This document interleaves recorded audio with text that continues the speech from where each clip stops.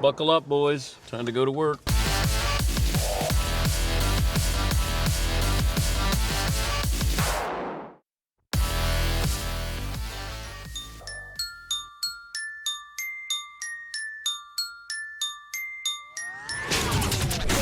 Welcome to the Dan Patrick Show. This is the Dan Patrick Show. Where the only decision you have to make is how to listen. In this fall, I'm going to take my talents to South Beach and join the Miami Heat. He gave us a reason to hate him. That put a bad taste in so many people's mouths that I believe that's why LeBron is hard to embrace. Don Van Natta, the ESPN investigative reporter. Did Dwayne Wade know that LeBron was coming to Miami? These guys had talked about playing together way back in 2006. They could have signed 5-year max deals. Instead, all three of them signed 3-year rookie extensions. We looked into it, Dan. I can't prove unequivocally, but the day before the decision, remember, Chris Bosh said, I'm going to play for the Miami Heat with Dwayne Wade. And a lot of insiders were like, all right, that's all the proof we need that LeBron James is going to say, I'm going to Miami. Broadcasting from the Mercedes Man Cave. There's always going to be haters here. This is Dan Patrick. Well, it was supposed to be a quiet weekend. That changed last night. Welcome to the program. Hope you had a great weekend. Boys are here, ready to go. You can be part of the program as we always do every Monday. Best and worst of the weekend. What you saw that you liked, you didn't like. The return of the great Keith Olbermann coming up next hour. Tom Curran will join us to talk about the Patriots decision, bringing in Cam Newton, Sean Salisbury, former quarterback, friend of the show, and we'll get the temperature of what's going on with the NBA as players starting to push back a little bit on going into the bubble. 877-3DP Show, email address dp@danpatrick.com. Twitter handle is at DP Show. Say good morning to all those fine folks at Chat Row. Also, those watching on youtube.com/The Dan Patrick Show and listening on our 362 radio affiliates around the country.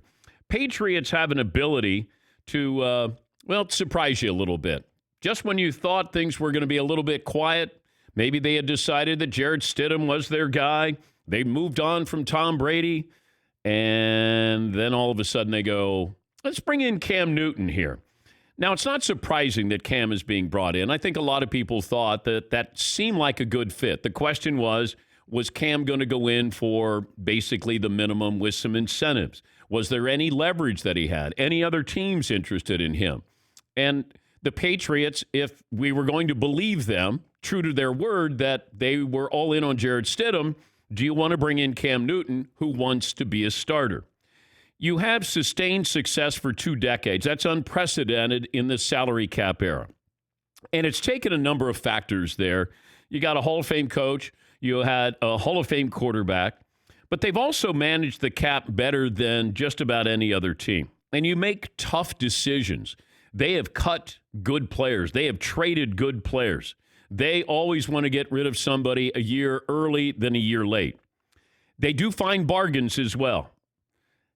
That's why this decision to sign Cam Newton is not surprising. You get a former MVP, and then granted, 2015 seems like a long time ago. The upside is huge. Downside, basically nothing. I think a few teams probably woke up today and said, Patriots got Cam, huh? It always feels like other teams zig and the Patriots zag. When the Patriots do something, that's when other teams go, what do they know? And then we realize a lot of times they know a little more than everybody else does.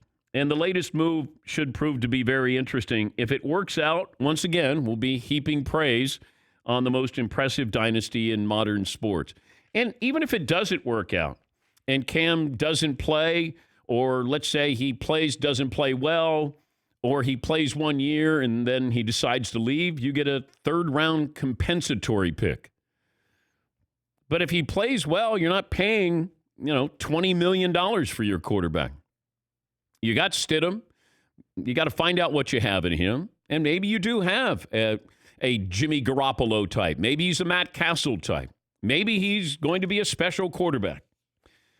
All I know is you got an old Auburn quarterback and you got a new Auburn quarterback in there. And I was wondering, the last time the Patriots and Bill Belichick started a quarterback that they didn't draft. Now, let's say Cam ends up starting for the Patriots at some point.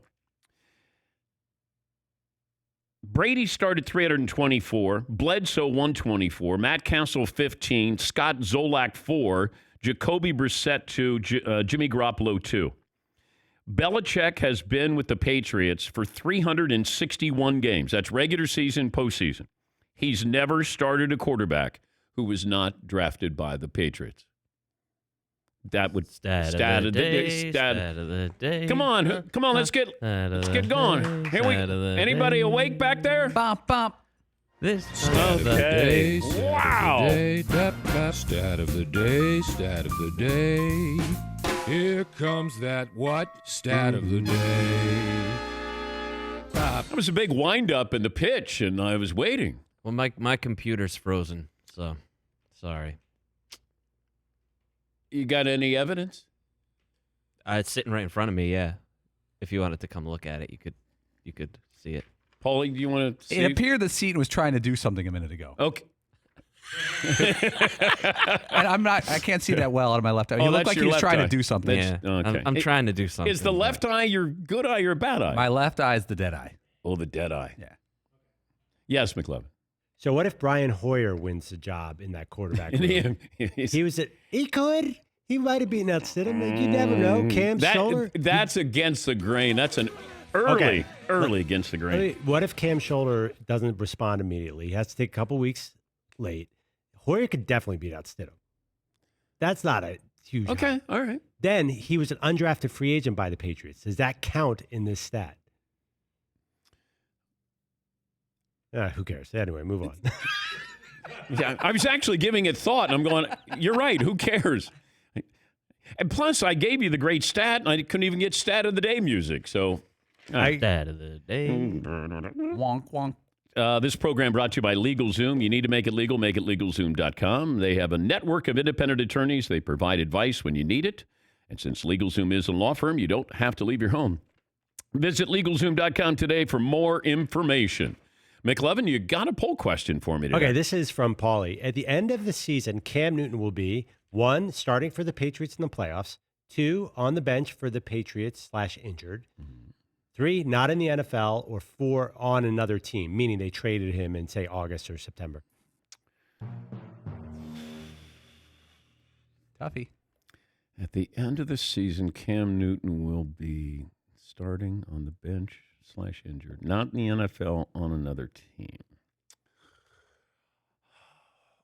I'll say he's on the Patriots.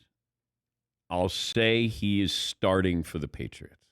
Starting on the Patriots whilst in the playoffs or not making the playoffs? Oh, well, I'd like to see how the roster is going to look once they start. Because Cam might get in there and go, now I know why Tom left. Wait, who am I throwing to? And is Cam going to be, like, what kind of quarterback is Cam going to be? Is he trying to be 2015 Cam, or does he understand the limitations he's going to have? He's never had a great quarterback rating. You know, I think like in the mid-80s, never a great passer. Like, I'm just curious how that offense is going to look, you know, because when he's in there, it'll be different than I think Jarrett Stidham. Although Stidham's a good athlete, I don't know if the offense, that offensive line was blocking because they had a guy who he had no mobility, and he was going to get the ball away in less than 3 seconds. But I don't know with Cam and how that changes there. But, yeah, I remember when people said, oh, the Patriots might be tanking. I'm going, I don't think Belichick, he's, evil-minded, but I just didn't think they're going to go, we're going to tank. You'd really have to tank if you were going to go, we're trying to get Trevor Lawrence. I just don't think that's who Belichick is. Let me tank. Strategically, it makes a lot of sense. They still have some marquee people on there. Yeah, McLovin.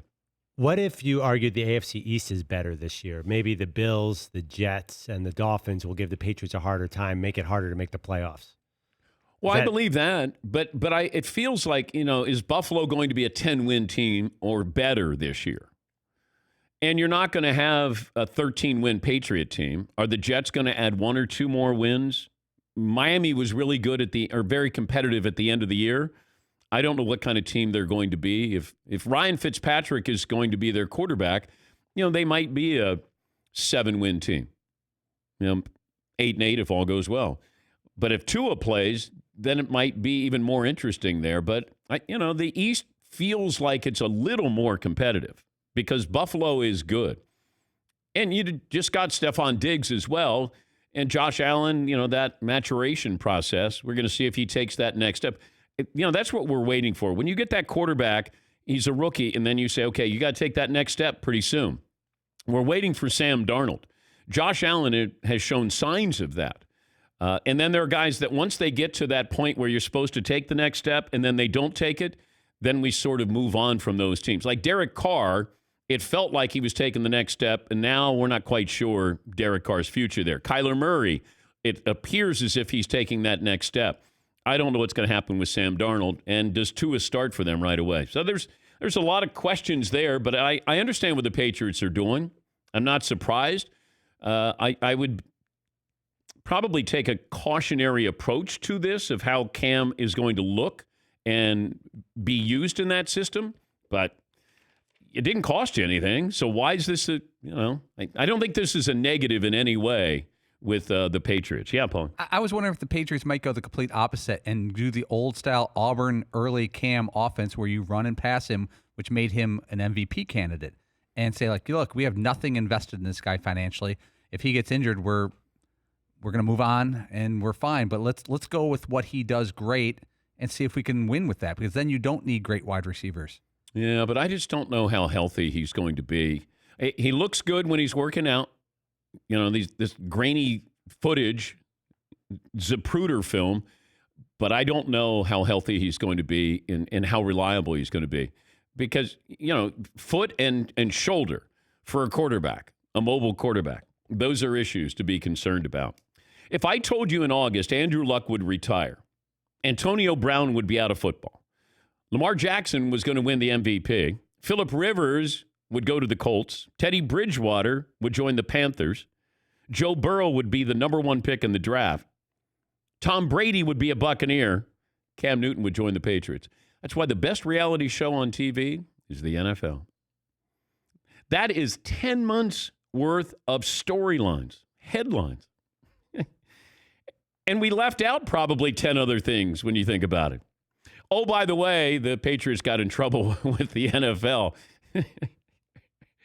So they get in trouble by the NFL because they were filming somebody doing something. I can't keep track. That's weird.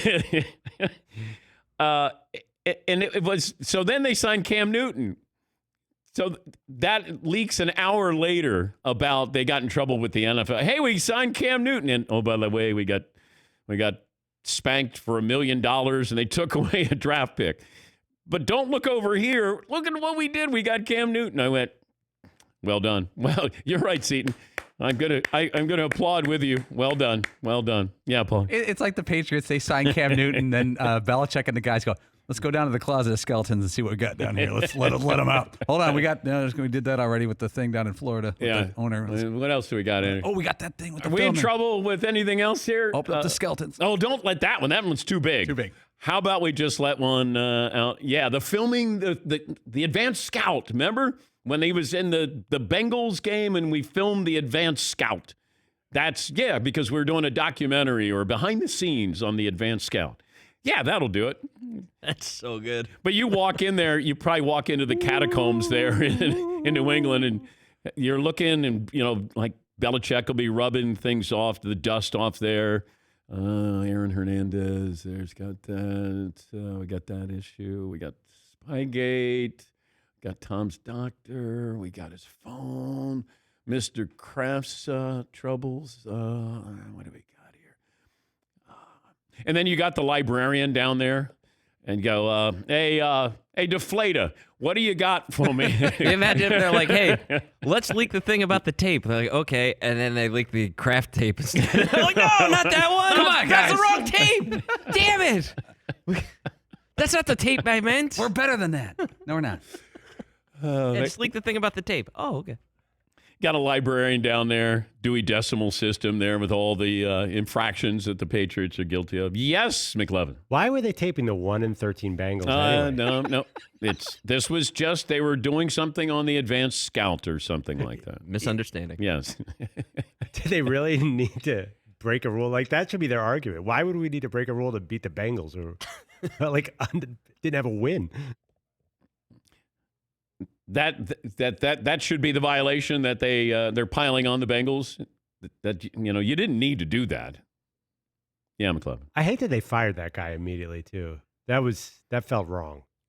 The guy who videotaped? Yeah, so he can't be penalized because he got fired. But what about, by the way, I don't need to bring this up because I know it says Don Van Natta jumped off the top rope on Friday on the Patriots out of nowhere. Well, I started asking him about what's going on with the Patriots. He was doing the behind the scenes, the backstory on the decision with LeBron James. And I said, you really were covering the Patriots during Spygate and Deflategate. And, if you could get one question answered.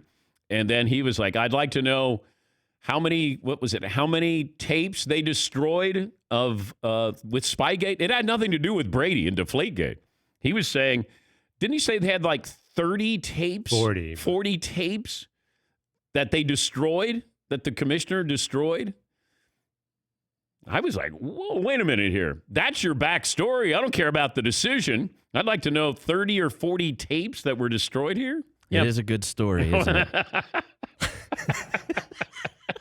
wonder if all the tapes are at that last Blockbuster in Bend, Oregon. They just put them up there. That's the only place. One Blockbuster left.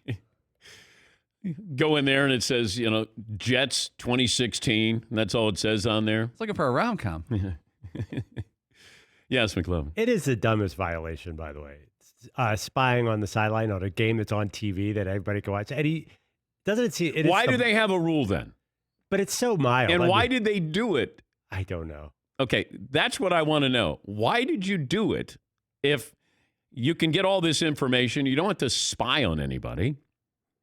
They're filming like the signs or something? I don't even know. Like, is it that hard to see? But can't you see them unless they're saying, we want to break this down in slow motion of what they're doing with the signs they send in? The thing that makes it the most stupid is that you're allowed to videotape the sidelines from one area, but you're not allowed to tape it from another area. That is where you're like, okay, this is just the dumbest thing of all time. Oh, I know. The only thing dumber is deflating footballs and the perfect temperature law or whatever that was. Ideal gas law, Andrew. That was 3 years of dumbness. The ideal gas law. The fact that Belichick had to get out there and try to validate this. He's got like a little board and he's pointing at things. Maybe you can see here the CO2 levels drop. It reminded me of the kid who has the science project and nobody understands what the science project is, but he's just mumbling up there, and then you go, "Wow, that was a great science project, youngster." Yeah, Todd. He should have been commended, the guy that did that at the Bengals-Browns game, because the feature is called "Do Your Job," and the Patriots cheat. That's their job. So he's just doing what they do all the time anyway. So why would he get fired for that? Do you have grounds to get your job back? Because I was just doing my job. I was doing it too well. All right, we'll take a break. Tom Curran, he knows all about the Patriots. He'll join us and get his thoughts on Cam Newton going there. Keith Olbermann will be joining us next hour. Keith gives the percentage of a World Series being played this year at 0.00. Blutarsky? Yeah, no grade point average. All courses incomplete. You go Blutarsky. 0% chance of the World Series happening. Daniel Simpson Day. 0.0. Phone calls coming up. Settle on a poll question. Stat of the day. Play of the day. All of that coming up next. 19 after the hour. This is the Dan Patrick Show. Sleep number. Got to get a great night's sleep. When's the last time you said, wow, that was different? There's so many things you can do that will help you. And during the pandemic and your quarantine, if you want to get a great night's sleep, there's things that you can do during the day. Reducing stress while working from home, de-stress in the morning, yoga, an immunity booster. Like, there's all things that you can do, and Sleep Number will help you with this. But it really comes down to the bottom line is you need a great bed. The Sleep Number 360 C4 Smart Bed. You can save $400 on that bed right now. It's $1,299 only for a limited time at Sleep Number stores, or you can go to sleepnumber.com/Patrick. Lowest prices of the season. You can get a great night's sleep, one of the best ways to help prevent and recover from illness. And it means you are able to get that great night's sleep and less prone to obesity and diabetes, heart disease, and depression. Check out the C4 360 Smart Bed. Sleepnumber.com/Patrick.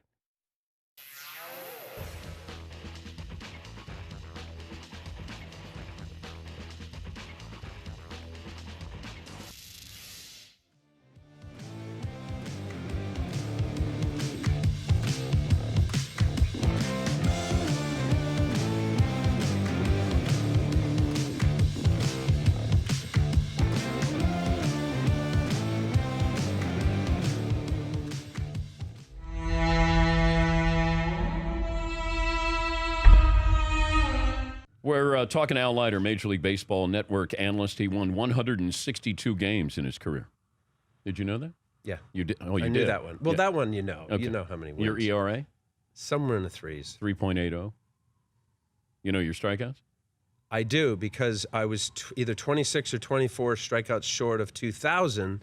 And when I announced my retirement in spring of 06 after the first WBC, immediately one of my brothers called and said, "What are you doing? You have 25 more 26 more strikeouts for 2,000. I'm like, who cares about 2,000? Like, it's 3,000. Paulie, you got Al Leiter's career batting average? Yeah, who wants to guess? You want to guess it, Dan? 19 seasons, 613 plate appearances. Oh, so you'd qualify for the batting title. I'm going to go 193. Ooh. What? Cut that in half. 085. 0.085. One of the worst hitters that ever played and stood in a Major League batter's box. And Dan, I loved it. I loved getting in there, knowing I stunk, and the pitchers loved it too. Oh yeah, no, I was a strikeout. Did you ever do anything great? How many strikeouts did I have? 290. All right, so half the time I didn't strike out. That's pretty good. I think it's a third of the time you struck out. 600 at bats, 200 strikeouts. I got about 45% of the time. Hee-ha. Huh? Yeah. Did you ever get a hit off anybody good? Yeah. My first at bat, in the minor leagues in the American League, they didn't do interleague. So now if you go in a National League ballpark, they hit, right? So the first time I hit was 10 years after high school in Game 4 of the 1993 World Series. The first pitch I see is from Roger Mason at the Vet. I'm with the Blue Jays, and I whack a double to left field. I stand up at second. John Kruk, who's playing first, he trailers the play. And Crucky, you guys know Crucky. Oh, my God, beep, beep, beep. It's not that easy. I'm like, I know, Crucky. And I don't know if he was really having a great series at that time. I know. And I'm looking at him like, I haven't had a bat in 10 years. He goes, oh, my God, it shouldn't be this way. So fast forward, that's 93, 94, 95, Blue Jays. 96, my first start, which is my next at bat. First pitch I see from John Eric, second game of the year after Kevin Brown threw opening day, I hit a base hit up the middle. And from that point on... Did you ask for the ball after your first hit? No, I couldn't do that. I couldn't. That was that 15-14 win that we had in Game 4 in Philly. Rain, terrible, it was long. That was crazy. By the way, we did some research. You're not the worst hitter in baseball history. You're the fourth worst hitter in baseball history. Give me the other three. Now, this is a minimum of 500 career plate appearances. Okay. Dean Chance is the worst hitter ever. I've heard of him. Ben Sheets, Bill Hands, and then Al Leiter. Bill Hands. Did he play for the Mets, Bill Hands? I think he pitched for the Cubs. Oh, the Cubs. Yeah. Dean Chance. Was that like... The Twins? Chance and somebody and Pray for Rain? No, Spawn and... Spawn Insane and Pray for Rain. Oh, Spawn Insane. Chance. I thought there was a lingo on him, too. Yeah.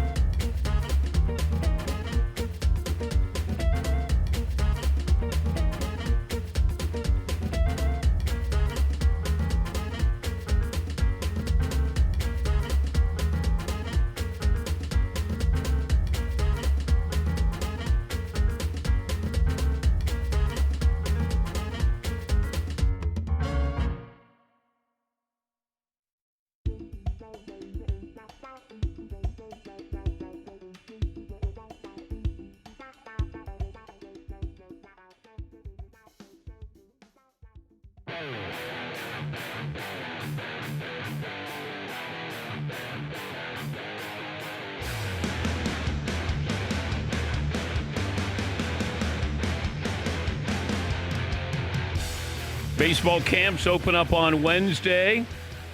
NFL's a little salty at Tom Brady and Russell Wilson Jr. III for having these public workouts.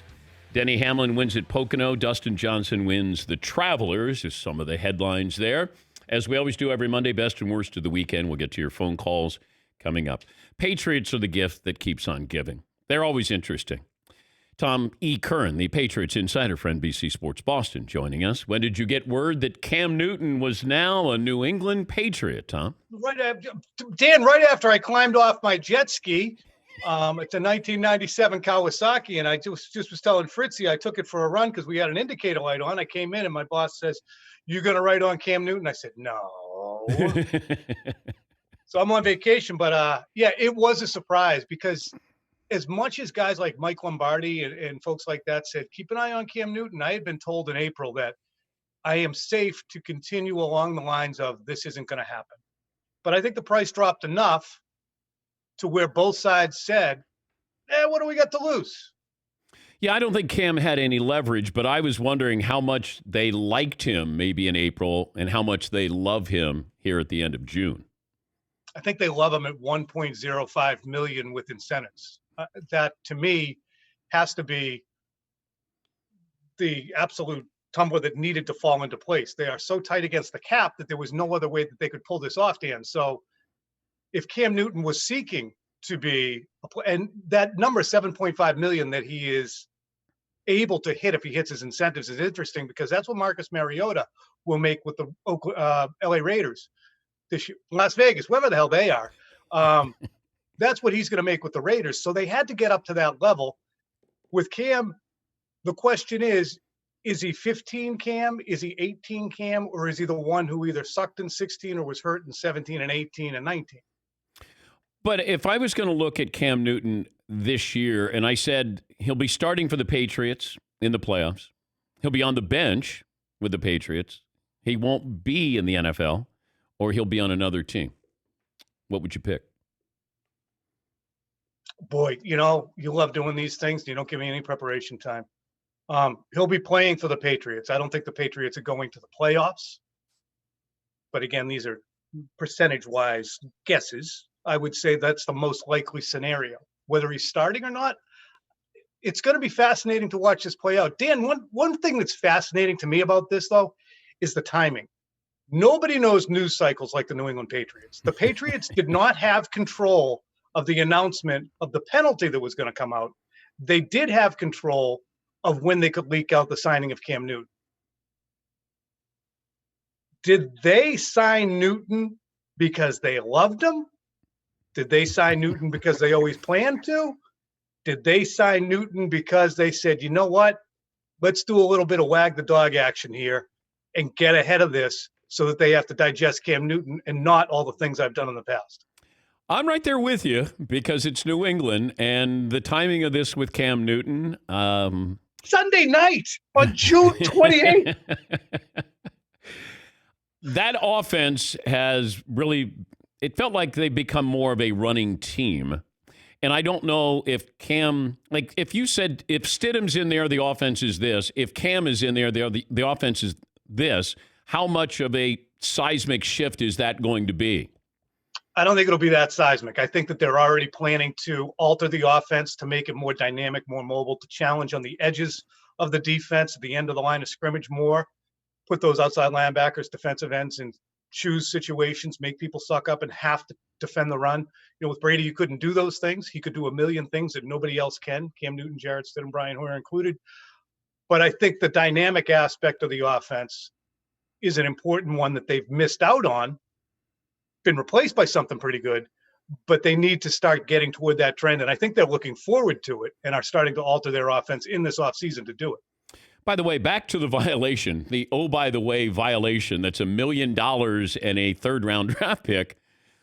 Now, the story that they were filming this as a part of was the do your job? Yes. So was the person doing his job and he got fired for it? Yeah. The job that wasn't properly done was looping in the Cincinnati Bengals. See, they were at the Browns stadium. They called the Browns and said, we're sending a news reporter, or we're sending a reporter and a cameraman. We're going to get some B-roll footage of the scout on the sidelines. That cool with you, Cleveland? Yes, it is. Well, they're sitting there in Cincinnati. It's like, those are the Patriots, and they're filming our sideline right in front of us. And the guy's basically smoking a cigarette and watching us. What are we supposed to do here? So that's where it went downhill. So the job not done was in them not dotting their I's, crossing their T's, and thinking that, brandishing a video recorder, if you're wearing a Patriots shirt, is a good idea. Yeah, but you wouldn't think they would be doing something wrong if you're wearing a Patriot shirt. Like, nobody would be that obvious trying to do something. Right, but I think that over the 15 years, the hue and cry about the Patriots has dropped the bar of expectations so low that people think the Patriots are capable of absolutely anything. So what better cover to use than to be out in plain sight? Talking to Tom Curran, the Patriots insider. Any correspondence with TB12 down in Tampa? I can just tell you this. He is, again, loaded for bear to prove a lot of people wrong. I think that he senses that people are circumspect about his chances. Definitely that they don't think that Rob Gronkowski will be Rob Gronkowski. And it's the same fuel for the fire that we especially saw all through his career. But, in 2018 when they made their Super Bowl run. What do you think of that? I don't even know if we're going to get to this, though.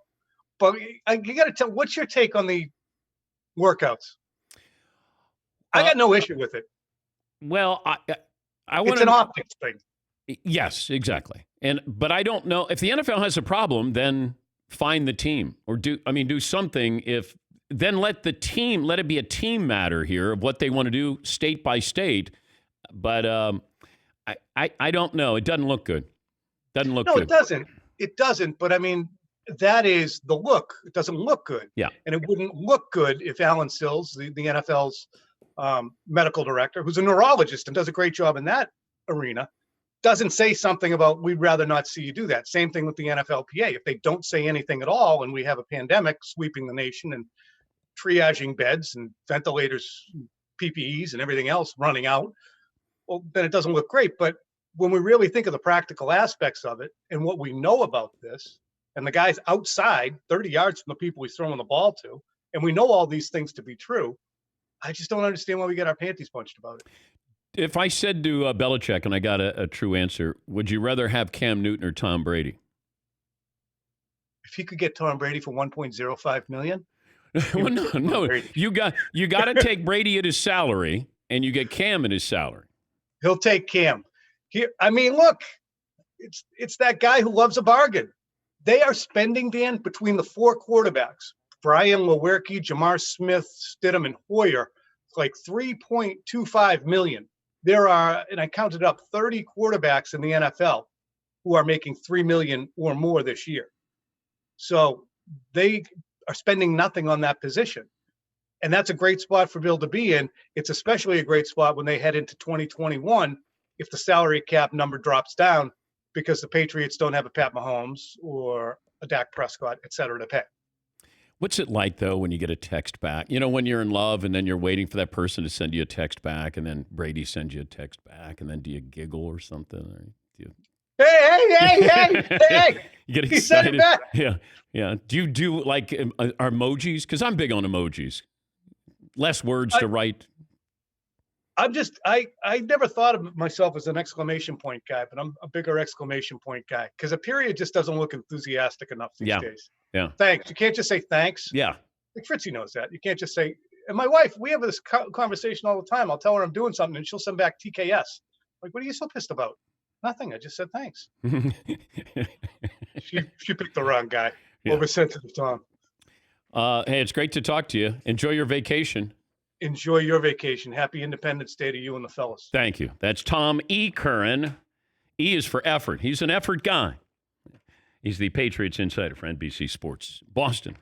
All right. By the way, his appearance is brought to you by the great folks at Mercedes AMG. Be prepared for whatever comes your way. The all-new GT 4-door coupe. Life is a race. Visit your local dealership for a test drive today. If you missed any of our interviews from the Mercedes-AMG Man Cave, go to the Dan Patrick Show app. Watch and listen from inside the Mercedes-AMG Man Cave. Mercedes-AMG driving performance. All right. Did we settle on a poll question there, McLovin? Not exactly. Basically, we were talking about where Cam Newton is at the end of the year. How about we put up, will the Patriots make the playoffs based on what Tom Curran said? I was going to say, who is the favorite, the Bills or the Patriots? But I guess it's the same question is, will the Patriots make the postseason? If you want to throw it up there, you can, I guess. Yeah. All right. Yeah, Paul. If you could have any Super Bowl next year, and I said you could have Cam Newton versus Tom Brady in the Super Bowl, or anyone you choose. You could pick anyone else. Dan, you're programming for whatever network has a Super Bowl next year. So Cowboys. I'll start with this. I will take Patriots versus Tampa with Cam Newton and Tom Brady both starting. Okay. What would be the next pick on the list, or a better pick? Better pick. I might have to take a break and think about that, because that's really good, though. I would want Dallas in there, because you always want Dallas in there. Yeah, McLovin. But the Super Bowl ratings are a little bit of a different animal. Like, True. You want to get like the European crowd and the non-football fans. Well, Dallas is worldwide. Yeah, I think Dallas would challenge Tom Brady and the Bucs. That'd be an interesting poll too. And obviously Mahomes. If I did, man, it might be Dallas and Kansas City. But there's no real storyline there that you go, boy, that's ironic, or that's going to be really dramatic, or those two teams or those two players, they don't like each other. Kansas City and Dallas would just be it'd be a great marquee matchup. Best player in the league, most popular franchise in the league. Yes, McLeod. How about Aaron Rodgers and all the back and forth we've had about kind of a redemption story with him? But who is he playing against? Like Mahomes, maybe, or Cam Newton? I don't know. Yeah, maybe. I mean, Brady against the Patriots, no matter who's quarterbacking, would be great. Who has a better chance of getting to the Super Bowl? Buccaneers, Patriots. It feels like it's Buccaneers. Heavy Buccaneers, right? But you start to look at the Patriots, their scale of stories, wild stories. Like Cam is just a blip here. I mean, you start with your Pro Bowl tight end killing people. I mean, that's the 10. If it's 1 to 10, like Cam might be a 1 on this scale. The owner busted in sex trafficking ring. Normally that'd be a 10. Not with the Patriots. It's like a 9, 8. Filming the Bengals sidelines. Is that a 1? Spygate? Where's Deflategate on here? That's a 6 because of length of coverage. Solid 6. Yeah. Solid 6. Gronk taking a picture with a porn star? Doesn't even make the list. Like, teams have to look at the Patriots and go, man, we got nothing going on off the field. Yes, Eden. Yeah, I mean, the Gronk thing, that's just like being a professional athlete, it seems like. Yeah, Garoppolo dated. That's called Friday night as an athlete. Like, what? Yeah, McLovin. I think you could put the 90s Cowboys up against them for drama, though. There just wasn't social media and media like this at the time. It's shorter window, but we don't know everything that happened with the Cowboys and the White House that they had where the players would congregate. I mean, we know Michael Irvin. And even then, I don't think I know everything about Michael Irvin. And that's probably a good thing. Yeah, McLeod. Yeah, Nate Newton. I mean, they had so many drug-related things going on. I mean, Nate was trafficking how many pounds of pot? Right? Nothing trouble-wise, but you had Deion's personality there. Oh, that's nothing. I mean, Deion didn't get in trouble. No, but he draw a lot of attention. I mean, it was fun to see and fascinating. Well, I would look at Deion's personality. Remember Gronk oh, we were so concerned about Gronk because he would do keg stands and have his shirt off. And, he'd just act like a frat boy. And that was nothing. Meanwhile, the other side of the line of scrimmage, you got a guy who's going out killing people. Like, okay, man, I worry about Gronk. Well, I love that Aaron Hernandez, out of Bristol, Connecticut. What a great story. Just signed a new contract. And then we didn't know when, he heard the word contract. He probably put out contracts on people. Yes, McLovin. We can't put Aaron Hernandez on this list. I feel like no. This was just a topic. We're not going to. This isn't an official list. Well, I just feel like he doesn't even fit with any of the. If you're comparing the '90s Cowboys and the Patriots legacies, I guess that's kind of the point of the list. The Patriots have dealt with everything, every aspect of their franchise. Someone's been in something. Their quarterback is not just interesting. He's married to one of the most famous women on earth. Yeah. Just throw that in there. We didn't even mention that. Yes, There does seem to be a few scandals that are sort of outliers, right? Like the Aaron Hernandez thing is so extreme. Sure. Right? Michael Vick, that was so extreme that you're like, whoa, I can't believe this is a real thing. So to put that in the same list as like, oh yeah, they were also taping the sidelines again. You're like, but even Deflategate, it is a big deal. A big deal because it involved Tom Brady. And that he didn't tell the truth and he got suspended for 4 games like that. But it doesn't compare to some of this other stuff. If you start with Aaron Hernandez and then Robert Kraft, like, it'd be hard to fill up that list, with anything that comes close to that. Like, filming the Bengals sidelines would be a 1. Deflategate is 6. A multi-murderer in Aaron Hernandez. And your owner gets busted in a sex trafficking ring before a playoff game with Kansas City. Remember the show Playmakers, Dan? Yeah. They didn't have anything on their show that touched these. I know. And I remember, well, I got in trouble when I was at ESPN because,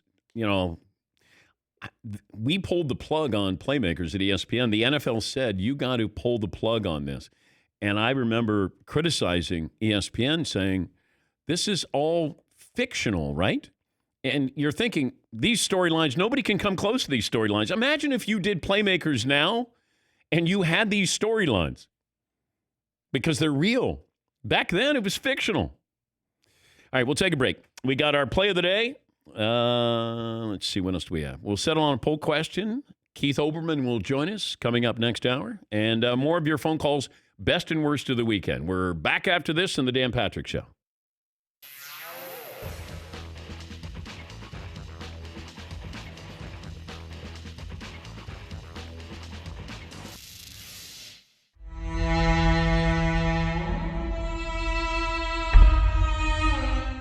How would you be if you were just coming up now, given what baseball is, sort of the landscape there with pitchers? What kind of pitcher would you be?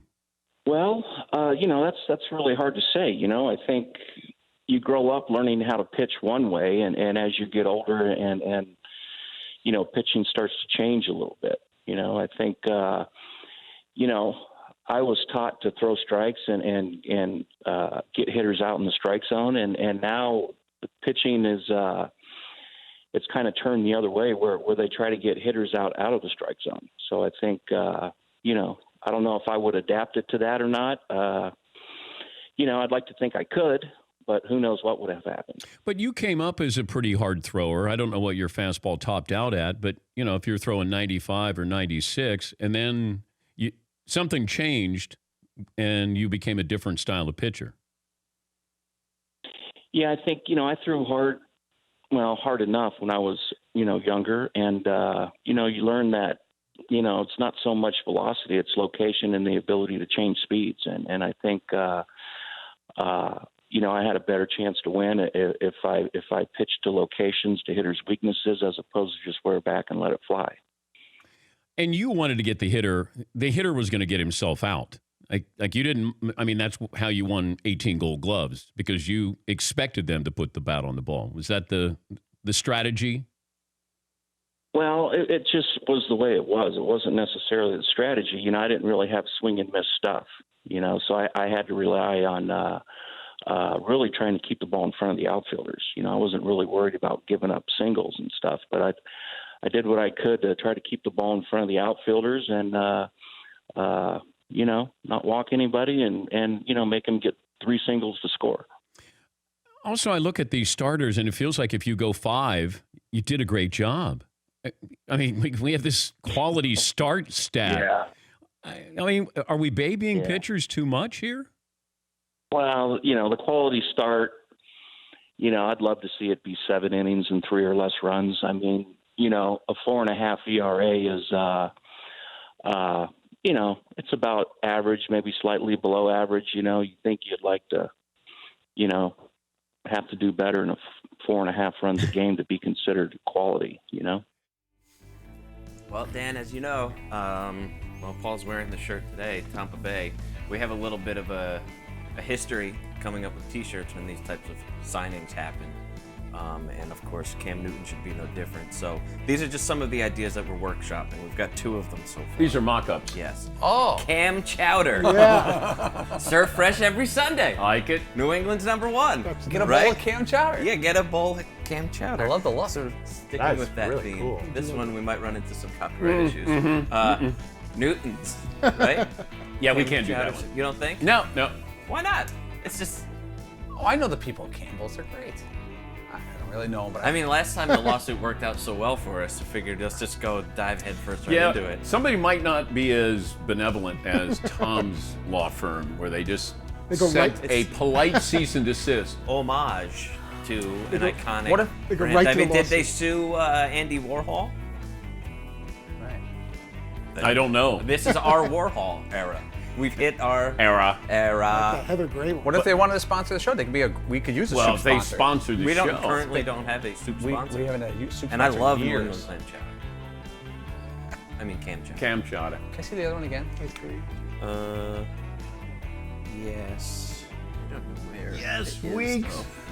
Now they've all disappeared. There it is. Cam chowder. That one's 100% ours. Wow. Yeah. Like an old diner. Yeah, exactly. It's like Sunday special. Should we send one to Bill? Well, we I got a guy who can get something to him. got to make it first. All right. Are those things a little And fragment? then does he cut off the sleeves? I like that.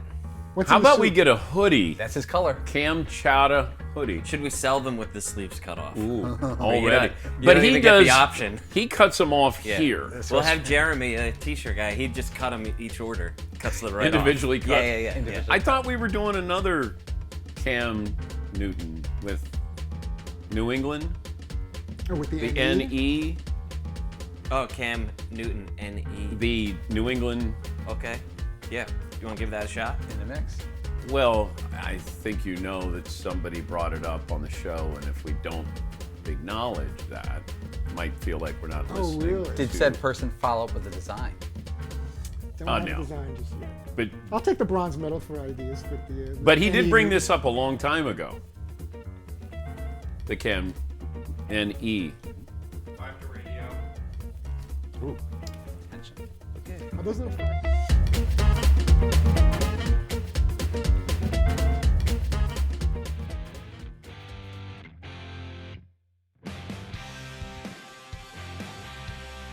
Oh my God! The play of the day. Runner left side, got it! They're gonna play it and play it. This is the play of the day. Check this out.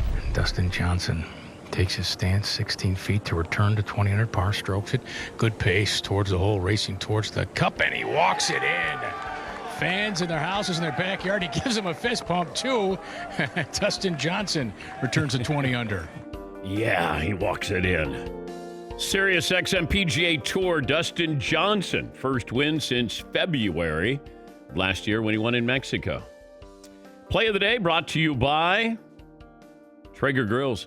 I had the Traeger Grill fired up yesterday. I heard rumblings that you were dominating. I did. Tomahawk steaks, $225 for 45 minutes, cranked up to $450 for 7 to 10 minutes on each side. Had a little spice on it, a little rub, as we like to say. took it off the Traeger, and all of a sudden, I took a victory lap. It was a drop the mic moment with a lot of doubters in my household. Yes, Paul. Were you the big hero in the backyard? It really extends past the backyard, Paulie. Specifically last night. Yeah, just last night. Ted in Tampa leads us off. Best and worst of the weekend. Hi, Ted. How are you? Oh, great, Dan. You got a great show this morning. Hey, best and worst of the weekend. Over the weekend, best, they were showing replays of the Lakers-Celtics games, and they left in the original commercials. One of the commercials was Bob Uecker in the baseball game. Remember, he's trying to get down into better seats than he has, and they offer him out. That had to be the basis for Fritzy's section row seat. and right. The worst of the weekend, unfortunately, yesterday and today is the anniversary when the United States Navy SEALs and the Task Force 160 Black Hawk crew members were killed in Operation Red Wings, the one they made the movie Lone Survivor about. All right. Well, thank you, Ted. Appreciate your phone call. By the way, new T-shirt. We're workshopping this. I don't know if we're going to get in trouble, but what's our motto? We would rather beg for forgiveness than ask for permission. Yeah, that's pretty much it. So we learned that with the Tampa Bay T-shirts. Cam going to New England.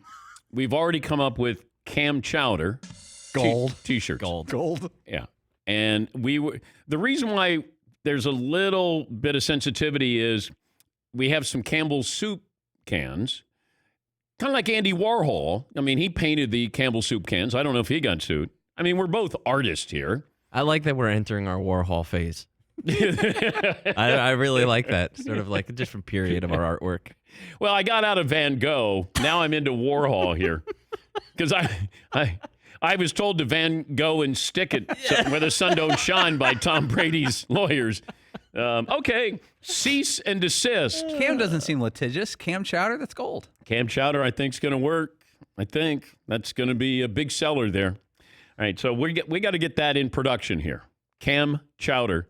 Todd did have one, and explain your Cam Newton one. I just played off the last name Newton and had N-E for New England. Cam Newton with capital N, capital E, and then lowercase letters. Very simple. The rest of the way. Yeah. But you didn't have a mock-up. You just had the lettering. I did not have a mock-up. And also to add to that great idea about the Cam Chowder, I think sooner than later we need to get with whoever handles the food at Gillette Stadium and get on that and get that copyrighted or whatever we need to do with LegalZoom, because that's something that they're going to be selling if they're smart. Cam Chowder in Foxborough. Dawn in Idaho joins us. Hi, Dawn. Hi. Hi. I have a tidbit about the Spygate. So the coaching staff had to sign a non-disclosure agreement with the Patriots. And one of the coaches retired because he was so disgusted that Goodell would let the Patriots, Robert Kraft, allow this.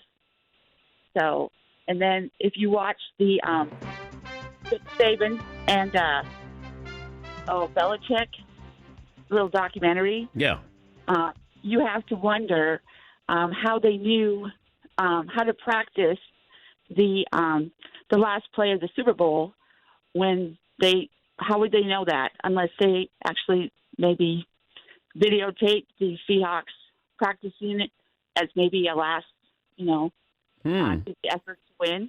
All right. Well, thank you, Dawn. It's a little early in the week for conspiracy theories for me, but the fact that they practiced the play, Malcolm Butler interception, and they did that on Wednesday of the Super Bowl, unless they saw it on Tuesday of Super Bowl week, if they were spying on them, Belichick said if they run this play, when they run this play, because he gave up a touchdown in practice, and he said, you must get from point A to point B and be there when the ball gets there. And Malcolm Butler not only got there, but made the interception. I'm going to give that to just great coaching. I'm not going to have a conspiracy theory. That's just great coaching there on the Patriots' part and a great play by Malcolm Butler. Keith Olbermann says the World Series has a 0% chance of being played.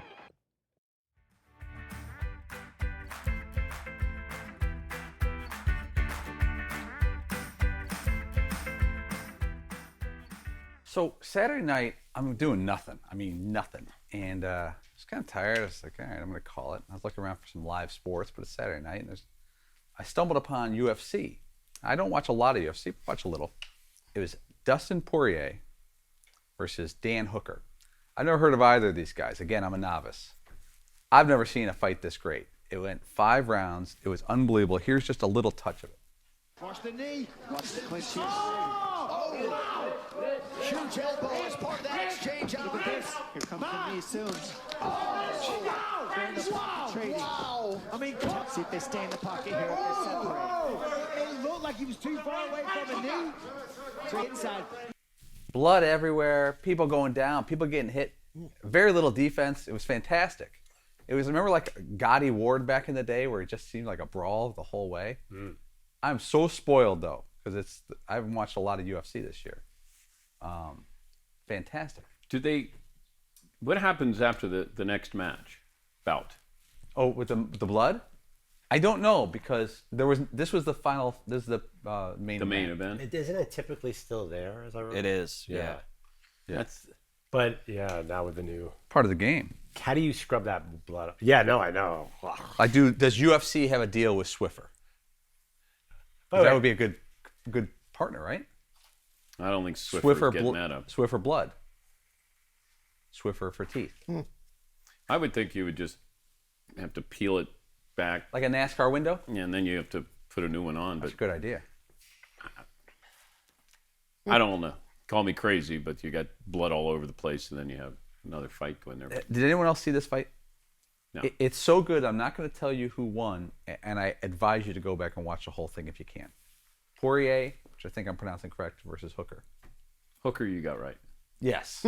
Who care? It's actually who care. Who care? Good fight. That was the remember that time we watched we were in Indianapolis and we watched the fight, and I had to turn my back because I was like about to throw up watching it. It was because the guy got like kicked in the face or something, and his mouthpiece went flying, and it landed like on one of those bloody spots, and he's like this and he puts it back in his mouth, and I was like.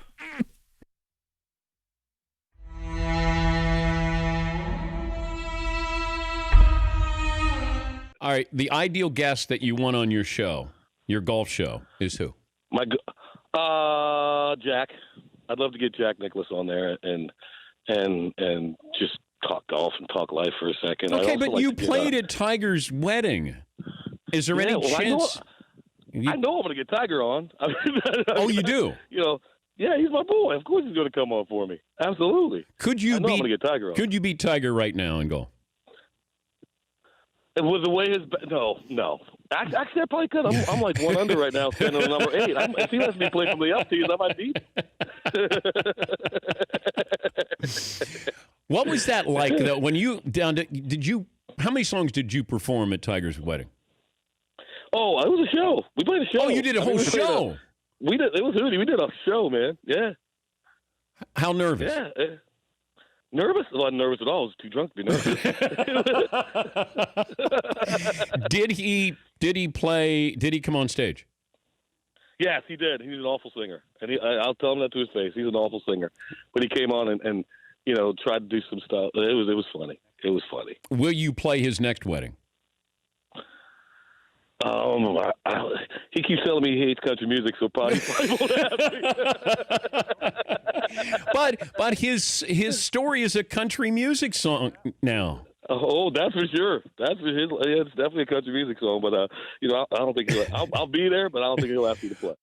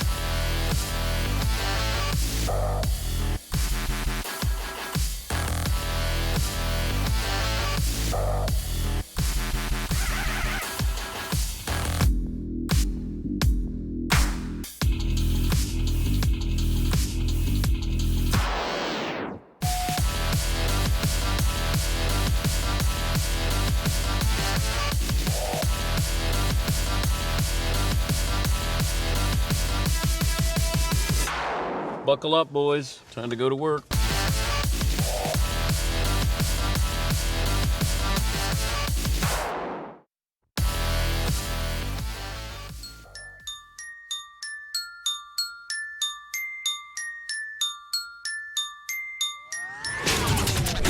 Welcome to the Dan Patrick Show. This is Dan Patrick Show. Where the only decision you have to make is how to listen.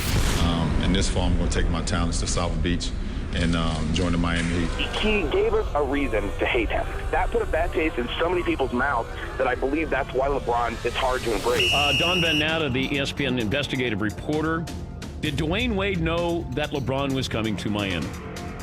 These guys had talked about playing together way back in 2006. They could have signed 5-year max deals. Instead, all three of them signed 3-year rookie extensions. We looked into it, Dan. I can't prove unequivocally, but the day before the decision, remember, Chris Bosh said, I'm going to play for the Miami Heat with Dwayne Wade. And a lot of insiders were like, all right, that's all the proof we need that LeBron James is going to say, I'm going to Miami. Broadcasting from the Mercedes Man Cave. There's always going to be haters here. This is Dan Patrick. It's hour 2 on this Monday. Hope you had a great weekend, everybody. It was kind of a quiet weekend. And then all of a sudden, late yesterday, started to get a little buzz that the Patriots had a new quarterback. Cam Newton. Come on down. A marriage of convenience. Hadn't heard much about Cam Newton other than he was working out, but he had no leverage. That's why Patriots probably pounced and said, we can get this guy if he happens to catch lightning in a bottle and we revisit 2015. That Cam Newton, this could be great. And if it doesn't work out, not costing us anything. Although you might say, does it impede the progress or potential progress of Jarrett Stidham, their young quarterback there? There is that chance that happens. But I think you got to give Cam Newton a real shot here at starting for the New England Patriots. 877-3DP Show. Email address dp@danpatrick.com. Twitter handle at DP Show. We will talk to Keith Olbermann of ESPN. He has already tweeted out that he thinks the World Series happening is 0%. We'll talk to him why he's a buzzkill on this. So Keith will join us coming up a little bit later on. We'll check in with what's going on with the NBA. Camp's starting to open up. Still some players a little bit nervous about this. Baseball camps open up on Wednesday. NFL not taking any disciplinary action with Tom Brady and or Russell Wilson with having these public workouts with their teammates.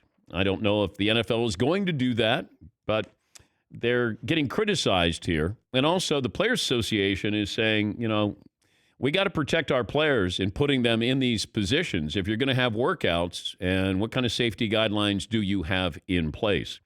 Tom Brady is no stranger to controversy. He was involved in Spygate. As McLovin likes to say, he was tangentially involved, right? He picked up intel to use against teams like the Bengals down the road. And he was at the center of Deflategate. He's involved in something else completely now, and it's different. You got the Buck teammates who have been working out. The NFL Players Association president, DeMaurice Smith, he weighed in. He said that the union's trying to figure out how the season will work with the fear of players getting COVID. And Smith wants players to pause until everything gets sorted out. So he's saying to the players, let's wait, make sure you guys are safe. Meanwhile, Tom Brady and Russell Wilson are holding workouts with some teammates. Now we're debating competitiveness versus safety with a healthy dose of financial reality thrown in there. Brady isn't the only player doing this, but for the first time in a couple of decades, he's getting used to a new team and a new system. He's as competitive as any athlete we've ever seen, and the league and union want him to stop. So it'll be interesting to see what he does next as the most unusual offseason in NFL history rolls on. And I understand why the NFL would have a problem with this, and now the NFL Players Association has a problem with this. But it's hard for the NFLPA to be arguing this when your star player, Tom Brady, is holding these workouts. I also saw something over the weekend from the NFL Network. Might have been Friday, late Friday, that I saw this. Had to do with Colin Kaepernick. And on NFL Total Access, you know who had this report, McLovin? Mike Garofalo from the NFL Network. Okay. So Mike was saying on NFL Total Access, teams are getting closer to making a potential move on Colin Kaepernick. And he says, quote, teams are circling around here getting closer, I believe, certainly closer than they've been in recent years. Now, you might say, why not just go directly to Kaepernick, go directly to his agent? Why do you have to play this game where you're talking, working the periphery, just more of the same, question mark. That would be a fair point. My understanding, at least to explain it from a team's perspective, is they're still doing their homework, still doing their research. When they get to the point where they're confident enough that they think they can work out a contract, that's when there'll be direct communication with the agent. But for now, we all see more positive signs that Kaepernick could be back in the league soon. I don't know who you're talking to with Colin Kaepernick. Unless Kaepernick knows these teams are talking to his friends or associates, and he can sort of be filtering information here. I'm just trying to figure out, hey, do we want Colin Kaepernick? Do we think he can play? How about we talk to him? Why are we talking to his friends or associates? How about we just talk to him? Hey, Colin, it's the Baltimore Ravens. It's John Harbaugh. Just want to see, do you want to play? Yeah, I'd like to play. But I don't know if I want to go into Baltimore where I don't get a chance to start. Well, still love to have you. You'd be great backup. You could offer some guidance with Lamar Jackson. And, I can have my owner. And, Steve can give you a call and we can work out some financial deals. This is what we have. This is the money we have. We just want to see, because if not, then we have to make other plans. Is that far-fetched? And then I could say to Colin Kaepernick, hey, I want to see where your priorities are because we're all in with you. We understand what you've been doing, and we stand with you. But we want to know, is football going to be paramount? Is that going to be priority number one? Okay. I don't think I need to go to his associates unless I go to his girlfriend and talk to her because she's very powerful in this decision. Why are teams, when I hear these teams, the Eagles, Doug Peterson, yeah, we would consider bringing him. Nobody's saying we're going to bring him in or we talk to him. We want to talk to him. I mean, everybody has to say the following. Oh, yeah, we would consider it. Because if you don't, then what are you saying? And might not be fair to those teams if they say, no, we're not interested in Colin Kaepernick, even though a majority of the teams aren't interested in Colin Kaepernick for a variety of reasons. One could be business. Another one could be, he's not going to be our starting quarterback, or we like our backup quarterback. But it just feels like we keep dancing around this. I just want to know if he wants to play. That's all. Because there are a lot of people spending a lot of time talking on his behalf. Do you want to play? And would you join a team if you're not going to start? If you go to Kansas City, you're not going to play with Patrick Mahomes. But the reason why the backup quarterback is so important this year is because of the pandemic. That's why teams have really gone out of their way to make sure they have a legitimate backup quarterback. Because you can't lose a quarterback for 2 weeks or 3 weeks unless you have a quarterback who can step in. The Bears went out and got Nick Foles. Now, they may have gotten Nick Foles because he might be better than Mitchell Trubisky, but you have a backup quarterback there. And that's what you need. And that's why I think somebody is going to look at Colin Kaepernick and say, he would be a good backup quarterback in here. And it could be Kansas City. It could be Baltimore. I always thought Seattle, but that didn't work out for whatever reason. But it always feels like these stories are not really stories. Hey, would you consider bringing in Colin Kaepernick? Of course I would. Okay, but I'm not. So it's an obvious answer, but it's not really an answer. It just feels like it's automated. Yeah, Paul. That's kind of what it feels like to me, that some NFL reporter called a dozen of his GM buddies and said, hey, are you guys going to consider Colin Kaepernick? Well, of course, we look at any player that would help our program. Of Cool. Then he calls a dozen more, and then he gets like 7. Yeah, we would think about that. A very casual, vague. Think about it. And then he releases a story. At least 7 teams interested in Colin Kaepernick. It seems like that's where the stories go to, because once you never hear anyone on the record, any GM on the record say, yeah, we've reached out to him, invited him and his people to our facility for a chat. You haven't heard one report of that. I just want to know, do you want to play? And are you comfortable being a backup quarterback? Just to start, that's it. Because the other stuff, it just doesn't mean it. It's all talk. And that's all we've had for years. It's just talk until somebody says, we're going to bring him in for a workout. And that's why when Pete Carroll said, well, I heard from a team, they wanted to know about Colin Kaepernick. Pete Carroll, I'm not calling Pete Carroll. What does Pete Carroll know about Colin Kaepernick? How much time did he spend with Colin Kaepernick? Very little. What, an hour? He didn't even work out for him. I'd be calling Jim Harbaugh. If they allowed me to talk to Greg Roman, who was the offensive coordinator with San Francisco when they had Kaepernick there, those would be the people that I would ask. Hey, you got any concerns? And Jim Harbaugh would give you his honest opinion on this, of who he thinks Kaepernick is and what kind of player he still thinks he is. Roman may have a harder time, conflict of interest there with the Ravens, but there aren't that many people I'd be calling. Other than I'd start with his agent and Kaepernick. I'd have his girlfriend involved in it as well. But, the other stuff, we're just dancing. You're slow dancing and the lights aren't on. Like, there's nothing going on here. But I saw the story with NFL Total Access, and I thought, well, all right, if Cam Newton's getting signed, maybe Kaepernick, because Kaepernick's not going to make a lot of money coming in as a backup. It's been misreported that he made $60, $70 million with a lawsuit with the NFL with collusion, and I was told it's probably closer to $5 million that he made.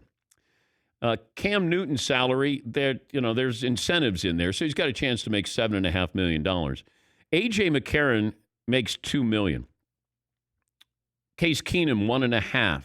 Chase Daniel, $1.25. These are guys that are making the same amount of money as Cam Newton. Chad Henne, $1.2 million. Matt Barkley, $1.2 million. Jeff Driscoll makes $1 million. Not exactly. Those guys all had $10 million signing bonuses. So there's a Chase Daniels trending because he's making more than Cam and Winston combined right now. Oh, I saw this, Adam Lefkoe. Chase Daniel is being paid more than Jameis Winston and Cam Newton combined. When I grow up, I want to be Chase Daniel. Let's do career sound. I think we do this every year with Chase Daniel. It gets better every year. Yeah. Well, he doesn't, but his salary does. Chase Daniel might be the greatest preseason quarterback of all time. I don't know if they have stats. I don't know if they hand out that label. But do we have career salary for Chase Daniel? Sure we do, Dan. Now, we have to preface this by saying Chase Daniel was awesome in Missouri and in August. Thank you. He started 5 games, and 3 of those 5 are in the past 2 years. It was a lot more fun when we'd only started 2 games in 9 years. Thank you. He's 2-3 as a starter. He's got 7 touchdown passes. I don't care about that. I want to know his money. I know, but just the prefaces. 6 touchdowns in the past. He's hot in 18 and 19. He's on fire. What do you guess he's made in his career, past tense? $27 million. Way low. He's $34 million in 11 years, and he's due. Oh, man. This guy's awesome. Has he got 9 more coming up here? That's right. He's got actually he's got 13 more on the books for the next 3 years for the Lions. He will make $47 million. I like it. And assuming he starts 3 more games for 10 starts. And then he'll come in and replace Dan Orlovsky at ESPN. His agent should get an award. A couple of phone calls here. Best and worst of the weekend. What you saw that you liked, you didn't like over the weekend. Let's go to Megan in Michigan. Hi, Megan. Hi, VP. How are you? Great. What's on your mind, Megan? So I just want to throw in, since I've been watching a little more lately, 5'3", $130. I am a medium-time viewer, first-time caller. I just wanted to share a parallel with the quiet weekend that turned interesting, as you said. Worst was sitting in the ER trauma hall with a concussion. Because I didn't have any available beds. And best was having the most amazing husband to be with me during that. He's a longtime viewer, tries to get me to watch every morning while he's working from home, and we've kind of bonded a lot over watching you guys. So I just want to say you've been a big source of joy during this crazy COVID time. So Meg, how did you get into the hospital? Oh, concussion. I know. How did you get the concussion? My daughter left a cabinet open, and I was reaching down to get an ant really quick, and I figured she was going to move it, and she didn't. She doesn't have reflexes like I do, and came right up and hit that. And then, so I didn't go into the hospital that evening, but the second day, I was pulling weeds with my middle daughter, Penelope, and we went for the same weed, and she bumped my head again. Oh, my God. So then I finally went and got diagnosed with a concussion and all that, and yeah. Did you go into the concussion protocol, Megan? You know, my husband is not happy that I'm calling you. I was trying to keep it a secret, but my kids gave it away. He wants me in the dark doing nothing, and I felt like I needed to take this time, an opportunity to thank him for everything that he's done, because I've had some other health issues going on. I'm only 40. I'm a teacher, mom of 3. And it's been quite crazy, but you know, we've bonded over a lot watching you guys, and it's, you know, as a female, I played soccer most of my life, and you know, I'm pretty big into sports, but I'm starting to get more into it as we watch you guys, and I think more females should watch. Well, thank you, Megan, and she's obviously concussed. She's obviously, yeah. Nobody likes us that much, right? Yeah. I wonder if women like, tune I in. have the greatest husband in the world. Yeah. A sure sign of concussion. Yeah, absolutely. My kids are the best. They always listen to me. I wonder if we sound a lot better than we look, because you know, growing up, you never saw people on radio. You just heard their voices, and then you would imagine what they look like. Yeah. And then we removed that. Then you go, man, got a nice voice there. And then all of a sudden you go, oh. Yes, Paulie. When we go to these meet and greets occasionally, the worst thing that's ever been said to me, a guy who saw me in person goes, oh, that's right, you didn't play sports. I was like, wait a second. I don't look that out of shape. Yeah. I usually get, you look thinner in person, or you're taller than I thought. Like, there's never anything that's like, wow, those are blue eyes. Right, because ultimately what they're saying is, because I get this too about either being tall or like, wow, you're not nearly as heavy as I thought you were going to be, which means that they're just saying about how fat I look on TV. Cheryl in Charlotte joins us on the show. Hi, Cheryl in Charlotte, and welcome to the show. Thanks, Dan. I'm so excited. I love your show. I listen to the podcast every single day. I was going to do best, the worst, the weekend, but I'm a little upset today. I was supposed to be getting in my car this afternoon with my husband to drive to Winston-Salem to see you accept a media award. Oh, you were going down for the Broadcasting Hall of Fame? Absolutely. I even called before it was canceled like 3 times saying, when are you putting the tickets on sale? And then it got canceled. Oh. But before it got canceled, because I was so excited to meet you, I had a special T-shirt made in your honor. Do you want to send it to me? Well, I sent a picture, and I'll have one made in your size if you'd like it. I sent it a picture and email. It's the first in a series of literary libations to Tequila Mockingbird. Well, thank you, Cheryl. That's very sweet of you. We're going to put you on hold. Marvin's done a great job with phone calls today, and all positive. Well done, Marvin. We're going to get, we'll get some T-shirts out to Cheryl. If there's anybody else that's concussed and wants to call in, please. Yeah. Please do. She didn't say she'd had a concussion, but she certainly sounded like Megan. Yeah. We're huge in the concussed community. Yeah. If she started to say how much she loved her husband and she's in a dark room, then we would have known. All right. We're going to take a break. Keith Olbermann is going to bring the morale down. Well, no, just because he tweeted to me, I don't know, it was a week ago. Chance of World Series happening, 0%. He'll give his explanation on that. We'll catch up with Keith Olbermann coming up next. 20 after the hour. This is the Dan Patrick Show.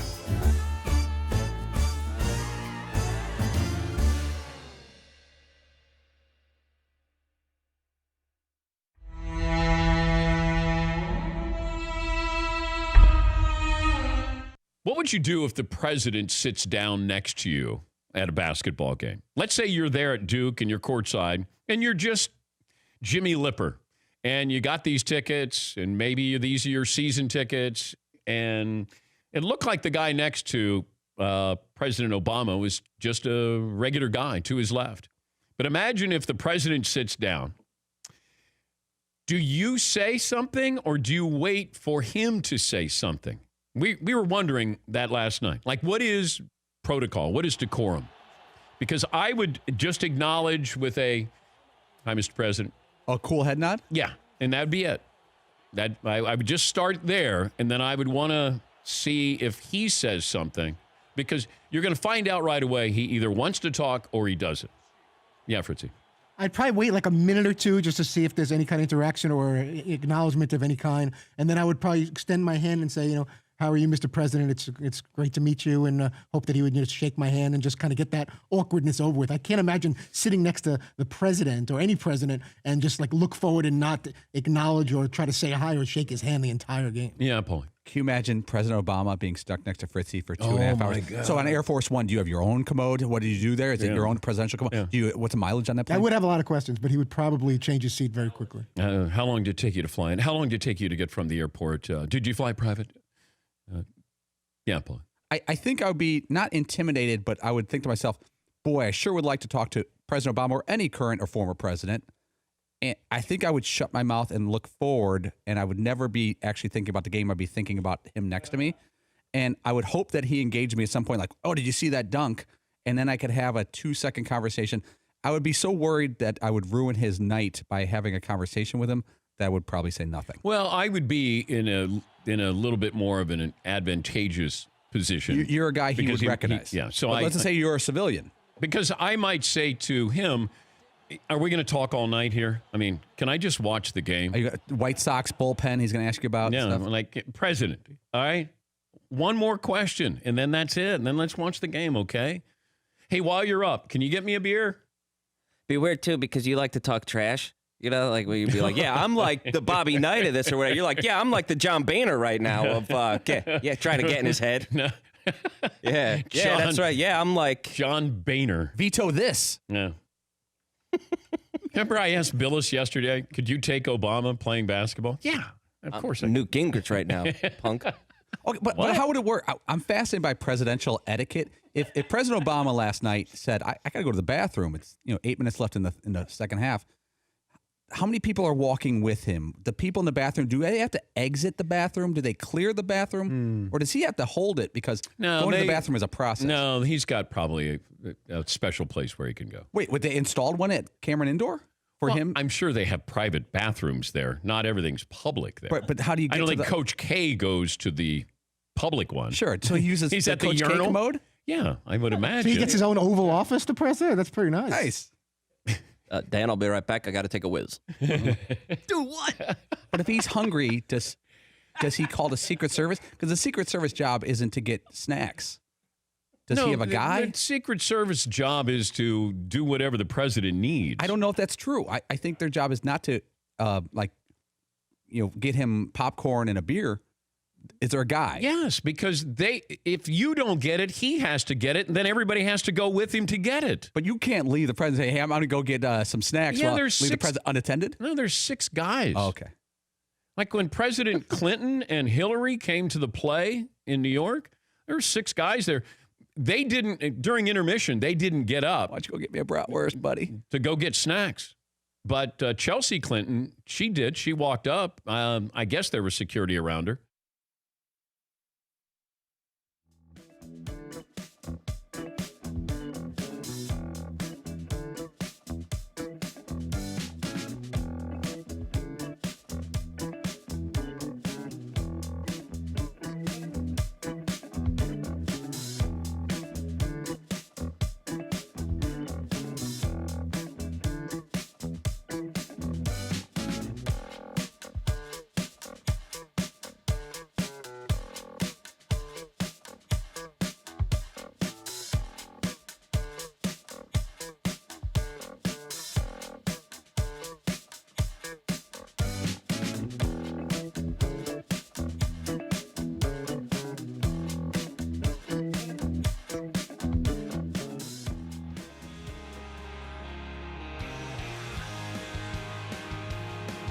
More phone calls coming up. Best and worst of the weekend. What you saw that you liked, you didn't like.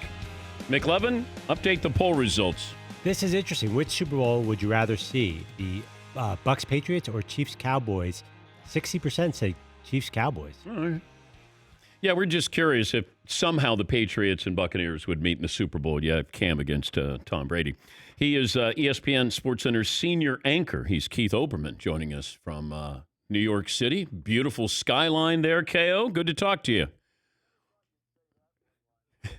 Senior anchor SportsCenter. Did you insist to be called a senior anchor?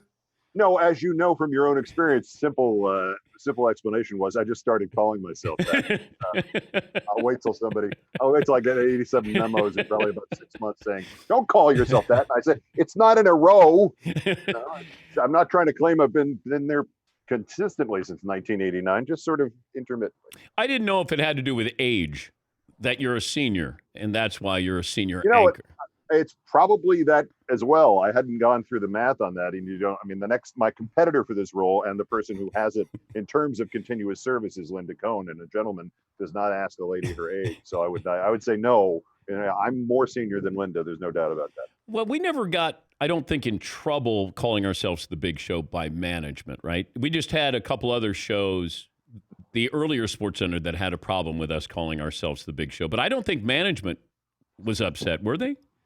Well, you may recall that was the origin of the ad campaign. Yes. Because they said, don't stop calling it the Big Show. People don't understand it's SportsCenter. It's like you have a graphic over everybody's face. There's a big sign and everything says SportsCenter and ESPN on it. How is it that that's not enough and we can't just sort of occasionally call it? No.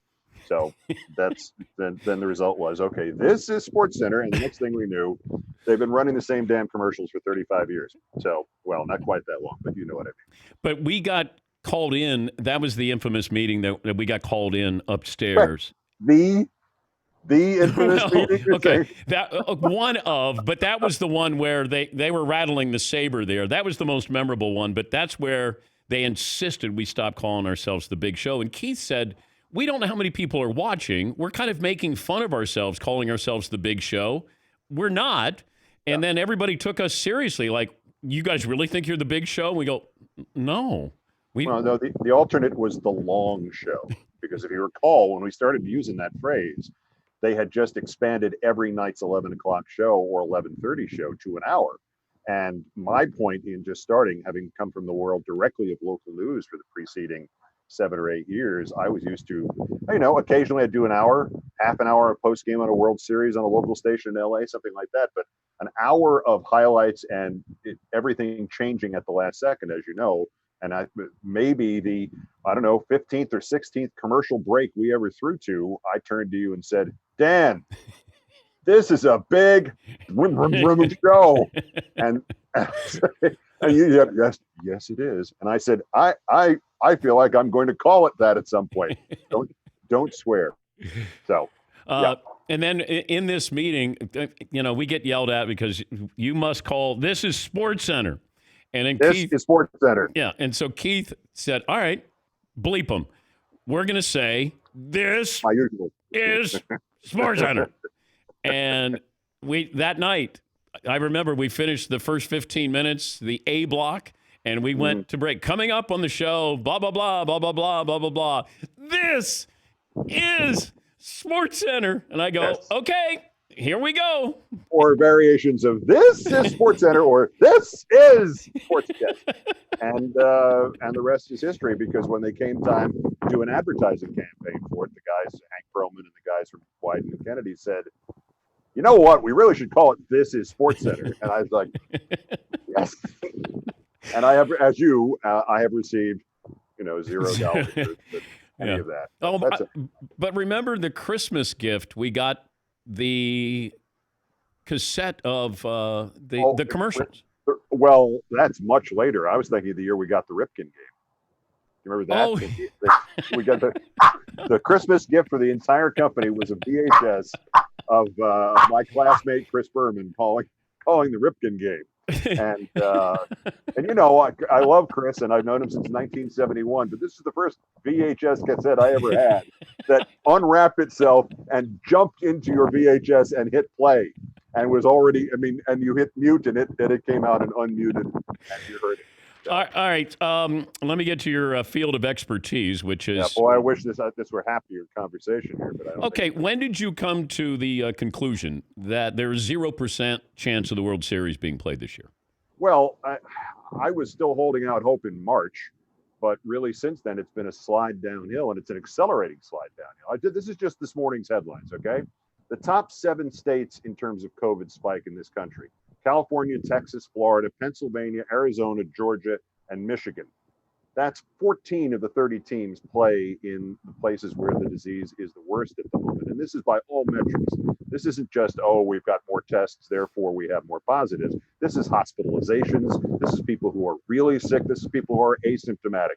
All metrics, percentage of population, percentage of positive tests is out of control. 14 of the 30 teams play in these states, and that's just the top 7. You could probably make a longer list. In Texas, hospitalizations doubled in the last 18 days. Florida's infections are 5 times what they were 2 weeks ago. 33% of ER cases who show up for something else like, car accidents and overdoses and things, they test positive for it. There's a Planet Fitness in West Virginia. One guy was positive with symptoms on June 24th. He was there between 9 a.m. and 3 p.m. 205 people have been told to quarantine for the next 14 days. And 2 of the older Twins coaches have reportedly been told to stay home because they're 66 and 68 years old and they have health histories. That's just this morning. And we're still living in a world in which, for whatever reason and for whatever validity you put to it or not, this is irrelevant to that. Gatherings of 50 or more people are discouraged. How many people are going to be required to put on a baseball game? And even at Yankee Stadium, things have calmed down here. We're in good shape. We all wore our masks, and everybody still wears a mask. And they do a pretty good job of it, except for some of the millennials on Friday nights, because you can't drink through the mask. But what are you going to do in Houston? What are you going to do if somebody gets sick? And not just players, but the support crew. There's going to be people cleaning the stadiums and people cleaning the locker rooms, the clubhouses. Where are they going to go if there's no hospital bed? The thing is so disastrous in potentiality that I'm terrified by it. In addition to the idea that this is without the idea of what happens if players get sick. What happens if players get sick? What happens if somebody gets a career-altering injury, because it affects your lungs and it can affect your organs, and the odds are pretty good somebody young is going to get sick as a result of it. But you have leagues in Europe, soccer, that are able to pull this off. Yeah. And in countries that have been, go outside without a mask and somebody comes over and tells you to go back inside. And, there have been protests, there haven't been riots about it. There haven't been people showing up with guns in capitals demanding that they have the right to go out and, I always think of it this way. If you stop thinking about it as a disease, but imagine it as an invasion from another planet, like in Mars Attacks. Would you really be demanding the right to go outside if the government said, hey, listen, they can't find you if you're inside. Why don't you stay inside, watch TV? It's the golden age of television. Everybody you've ever heard of has their own show and or podcast. Just watch for a little while. They're showing every baseball game ever recorded. There's 2 no-hitters going on in my TV inside this window right now. I got hot the other day. I had 3 channels with Vin Scully on it. This is the golden time to stay inside. Now I'm fortunate enough to have a balcony, so I'm not one to speak about this, but that's the reason. We really did miss the hint long ago. It should have been wear a mask and we'll be able to have sports again this summer. But I don't know how it's proceeding, and I'm terrified. Having read this, the thing that really sent me over the edge was the Major League Soccer protocols, where they're going to have the players all sequestered and they're everybody connected to the game is going to be in the hotel at the complex in Florida. And the people who are going to be bringing them food and serving them meals and cleaning the rooms, they're not. They go home every night. So they'll be commuting. So the bubble that the soccer players are in is not a bubble. Well, same thing with the NBA, Keith. Is that I've been trying to find out, is that what the NBA is doing? Everybody else in the complex goes home at night? Yeah. Then I took one class 45 years ago or whatever the hell it was that touched on pandemics and diseases that spread through a population. And this is what I remember of it, which is you want to avoid it, you have to cut off possible exposure to it. And if you don't have a full bubble, you don't have a bubble. It can't be, okay, this guy's standing here, but the guy standing next to him can go home at night. It makes no sense. And it's not going to work. And baseball doesn't even have any of that. There are going to be people commuting throughout this city to Yankee Stadium, throughout this metropolitan area to Yankee Stadium, and then the Yankees are going to get on a plane at some point and go to, and the Mets are, and every other team in the majors, and take whatever they have to another city. And this now takes us back to where we were at the start of March Madness. If they went ahead with March Madness, the disease would have been spread to, Lord knows, 400 other cities worth of germs. And all of this sounds to me like if you let management decide not what's really good and safe for everybody, but to decide what looks good and safe. And it's marketing. It's an illusion of a bubble. And I just think and again, if I'm wrong on this, I will come on every day if you want me to and say, hi, I'm Keith. I was wrong about this. Good. I'm glad I was wrong about this. I would be delighted to be getting into the subway or walking to Yankee Stadium right now if that was what was required to go see a game this afternoon rather than talking to you. I've been talking to you since 1984. I don't need to talk to you. I don't think I'm wrong. He is a senior anchor. I think that's what it's not senior, it's senior anchor. Let me grow up my pencil thin mustache. ESPN SportsCenter senior anchor. How do you think history is going to view the Astros?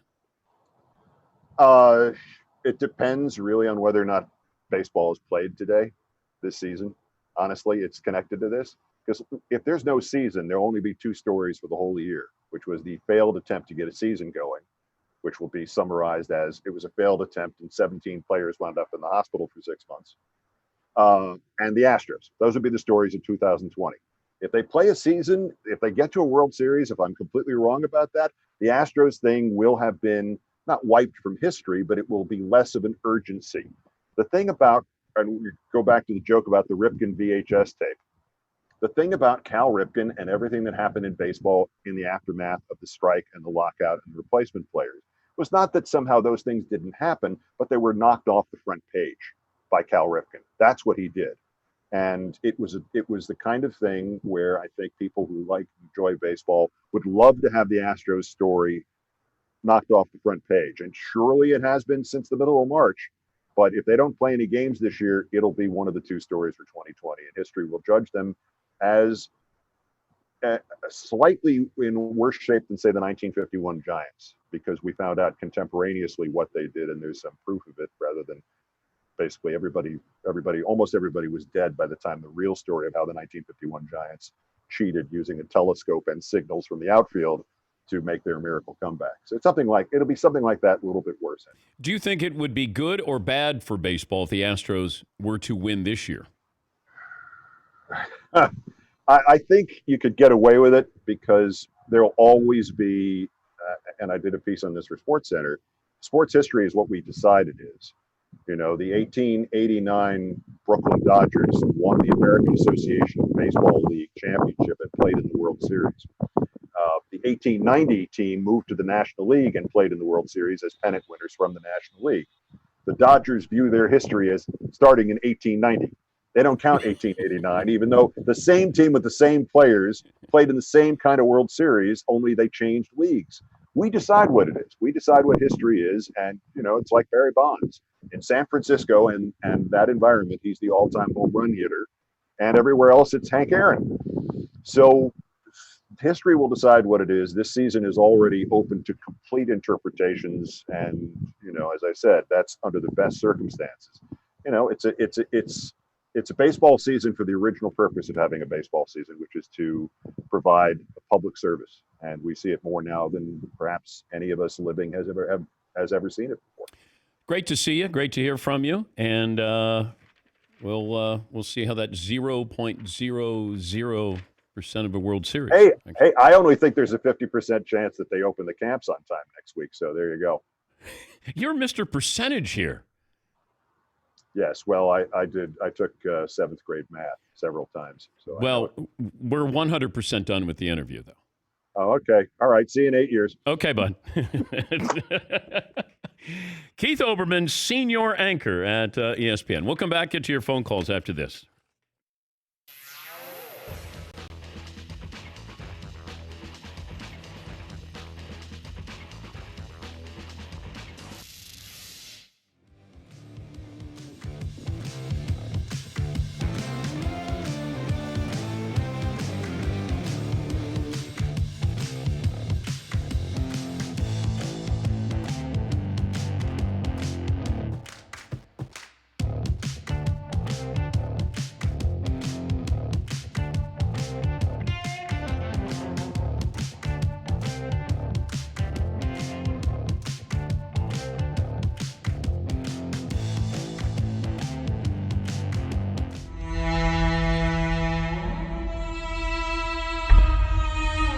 Best offensive player you ever faced was who?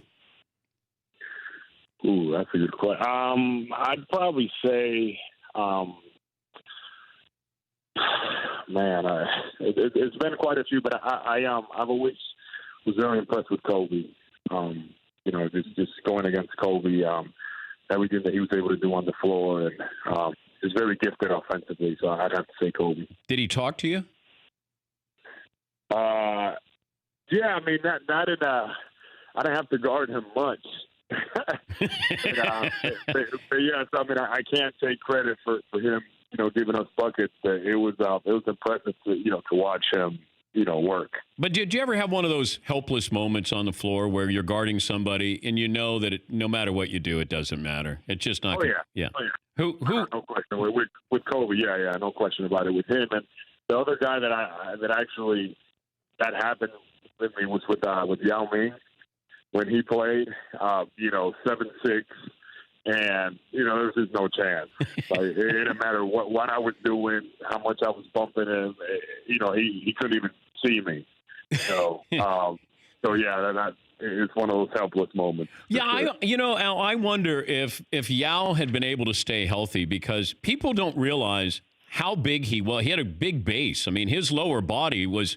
I mean, he was a huge guy. We look at Shaq as obviously a big guy. People forget Yao Ming was a big guy, not tall.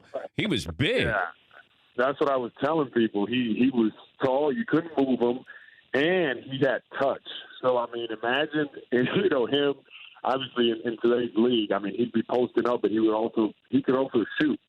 So he was shooting mid-range at the time, but now he'd be shooting threes, and there's no way, you're affecting him at all. So he was a very special player. I think, like you said, people didn't quite realize how good he was. Did you guard Shaq? Yeah. But I was very lucky. I guarded Shaq towards when he started to decline, and it wasn't the same Shaq that, that was putting people in the rim, in the early 2000s. We have a new feature here on the Dan Patrick Show. It's called Mario Stands in Front of a Disco Ball and Reads Tweets. Social media. Since he handles social media, I thought he should be the one that you send your tweets to, and then Mario, if he likes them, he will read them. So if it doesn't go well, Mario must dance under the disco ball for an entire look-in. Who's the judge of it going well? I'm going to let Paul, because he's always very pragmatic. That is unfortunate Now, for you. I was going to do Seton, but because Seton despises dancing, but I'm going to have Paul stand right there. Man. I'll be objective. And he's going to judge just how well you do. All right. And this could be a one and done. All right. Next time, maybe wear a jacket or something. Yeah, I mean, I came a little underdressed. It's today. okay. I apologize. All right. This is Ario with our social media segment here on the Dan Patrick Show. All right, so there was a smattering of mock headlines on Twitter last night. So you guys decided to throw some back at us. So I'm gonna shout those people out now. So the first one is from Pat Todaro. Cam new in town. Cam new in town. The next one's from Jeff Wise. He goes, the first Cam allowed on field as Newton signs with the Pats. Eat it, Fritzy. Next one is from Sweaty Teddy 1L. Cambridge, Massachusetts. Like Cambridge, Like Massachusetts. Yeah. Okay, yeah. Todd's enjoying it. The next one is from... There's a Newton, Massachusetts. Todd thinks it's funny. It's a terrible sign. Next is from Trisha Beach. It's go fig-er. Pat's sign Newton. Fig Newton. Go Yeah, see. fig. That's a Fig Newton reference Pat's there. sign Newton. Good delivery. And then 25 last years one ago. is from Vegas 1215. Cam Newtom. Cam Newtom. Okay. What do you think? Paul? You didn't suck. They sucked. The line. So you didn't suck. You could have set up what the topic was. You could have set up the topic, but no dance.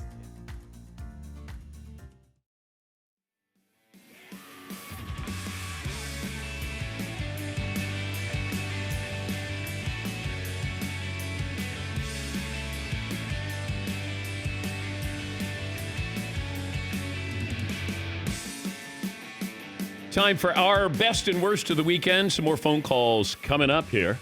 Dan and the Danettes, Dan Patrick Show. Go to rockauto.com, all the parts your car or truck will ever need, rockauto.com.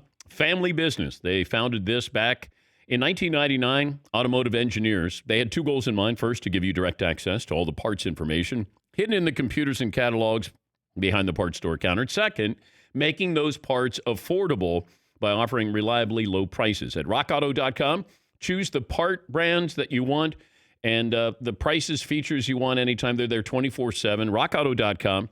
A lot of the parts you were probably told no longer available or dealer only. Not with Rock Auto. Rock Auto, tell them we sent you, right? Dan Patrick in the How Did You Hear About Us box so they know we sent you. All the parts your car or truck will ever need at rockauto.com. Let me get to Ryan in Connecticut, and then we'll give you our best and worst of the weekend. Hey, Ryan. Hey, Dan, how's it going? Good, sir. What do you have? Yeah, so best of the weekend. Last night finished season 5 of Better Call Saul. I wouldn't say it's better than Breaking Bad, but it is very good. And Bob Odenkirk, he is really a great actor. Yep. And also worst of the weekend, I'm seeing the COVID cases increase. It's not looking good. Even the PGA Tour, they're getting a lot of positive cases. So how is a sport like basketball or baseball going to be able to get through it? I don't think so. I'm supposed to start college in the fall, so hoping people wear masks and just want this thing to go away. So hope we're all in this together. Thank you, Ryan. Clemson football, 14 players test positive for the virus. They have a total of 37 cases there. You know what's really hard? That when players leave the field, when they're not under your supervision, and they're going to be just, college-age students, they're going to be young players. I worry about them from 5 until midnight, when they leave a facility. I saw an article. McLevin, did you print out the entire article? This is Wall Street Journal. No, but we will. Okay. Wall Street Journal had an article today.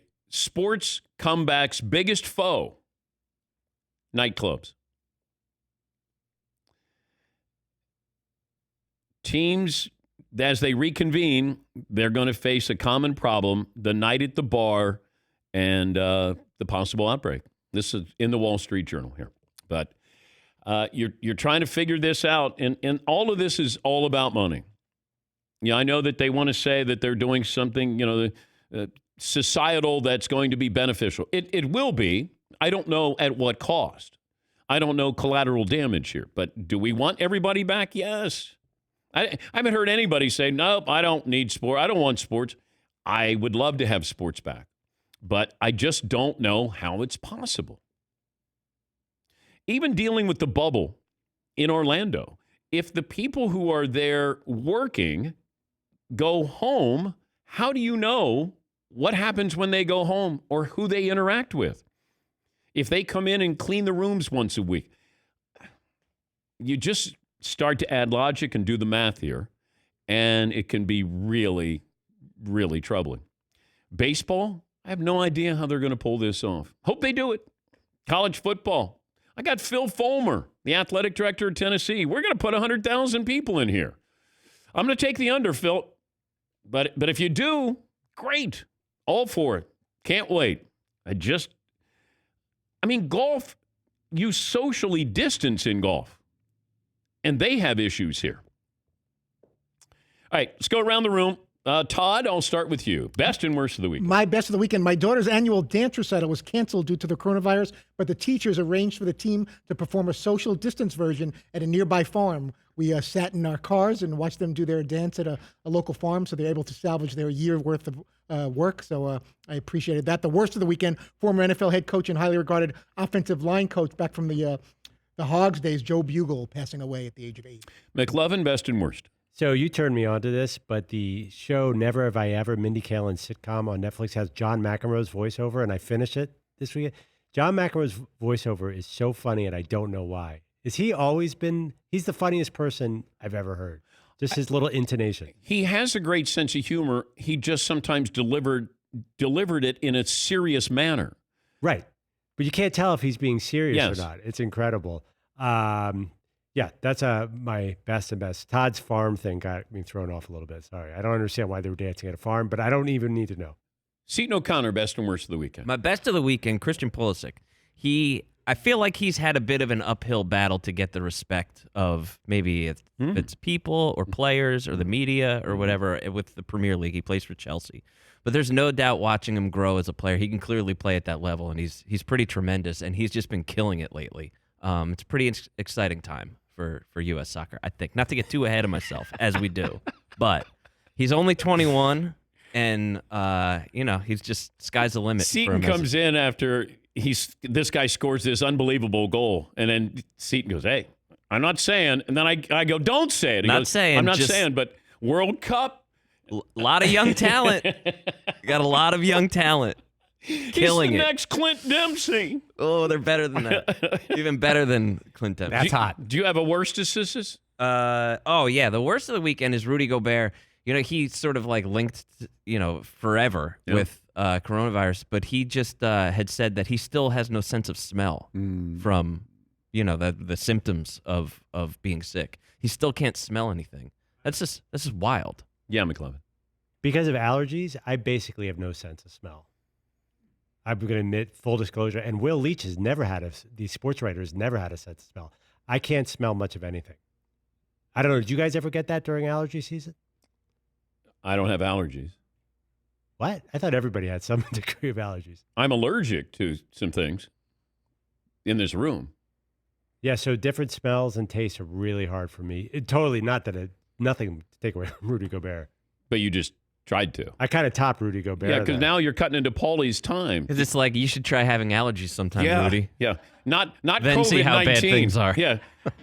Well, the good thing about having allergies is you get to complain about it all the time. Yeah, but Rudy Gobert tested positive for the coronavirus. Yeah. You got allergies. Try having seasonal allergies. Sorry, Paul. I couldn't. I get shots. You know how annoying that is? I couldn't get to you. Maybe it was your worst of the weekend, McLovin. Find out next. Final hour coming up. Dan and the Danettes, Dan Patrick Show. Wait, but there's...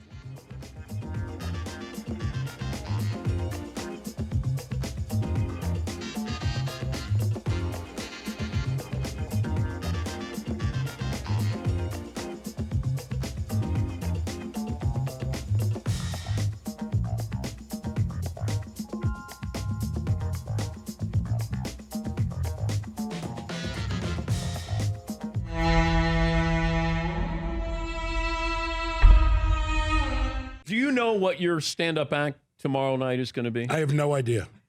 I will have no idea as I'm walking to the stage. I will have no idea. It might be, I don't have an introduction. There's no MC when I work. And I play a different song every time I walk up to the stage. And sometimes that song, I tell the audience who it is and about the song and sometimes the lyrics and who wrote it. And that'll lead me to think of something, which leads me to something else and something else. And then, because I have complete, supreme confidence that I'm funny.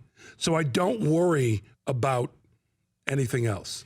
I brought this up to Jonah Hill, and it didn't go over well. But I said, do people find you less funny when you lose weight? Right. And he had gotten skinny. Yes. And I maybe I didn't present it in the right way, but he was saying, Dan, how could you say that? But I'm just curious. Dan, how could you say that? I love Jonah Hill. I truly have love for him. If I could spend more time with him, I'd tell him to stop taking himself seriously. I always tell my children, take what you do seriously. Don't take yourself seriously. He should have laughed and dealt with it. And the reality is, I could be 170 or 370, although 370, I might look a bit uncomfortable. I'm funny no matter what. Weight has nothing to do with it. The thing about weight that can help certain people who aren't as funny is it makes you more vulnerable and more accessible when you're heavier. Yeah. There's like more Chris empathy. Farley. Yes, but Chris would have been funny at any weight. Chris was just funny, period. You ever work with him? Yeah. Yeah, I actually replaced him at Second City. I left Second City for a while, and when I came back, he was, there and brilliant and funny, and he went to SNL. Yeah, he was funny no matter what. Who's the guy you saw, first time you saw him, you went, oh my God? Without a doubt. When I saw him, and it's so funny, you'd think everybody would be talking about somebody. Everyone's so concerned with themselves, they don't look at others. I love laughing at other people and looking at others. And there's one person who was supremely, I'm saying supreme twice, I've never said it, and I hate the store Supreme. By the way, yesterday I needed a sweatshirt. I went into Supreme. They made me wait in line, and then they mock you when you're in line. The doorman mocks you. Should I let everybody in? He's talking out loud. I'm like, what kind of power game are you playing? And then I go inside, and they had no selection. Anyhow, the one person I saw at Second City that truly, when I say from the first second blew me away, was Steve Carell. Steve Carell was so amazing that I couldn't believe it. He was doing some characters. Amazing. But then he went to Dana Carvey's show. Yes. And then he got The Office after that. Yes. And have you seen that documentary on that show? I don't need to because here's the thing.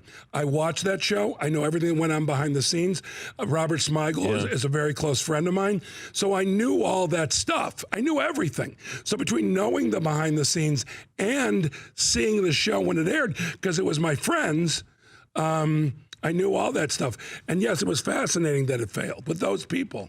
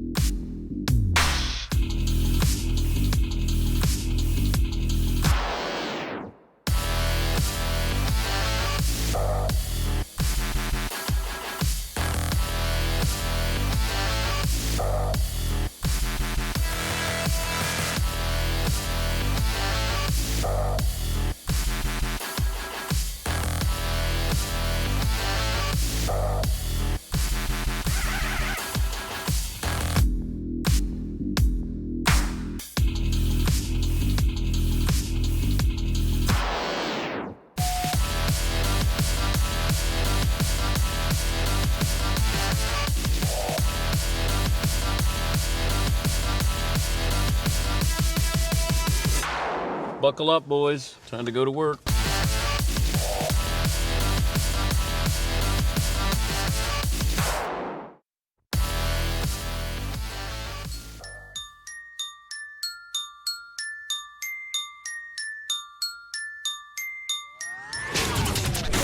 Welcome to the Dan Patrick Show. This is the Dan Patrick Show. Where the only decision you have to make is how to listen.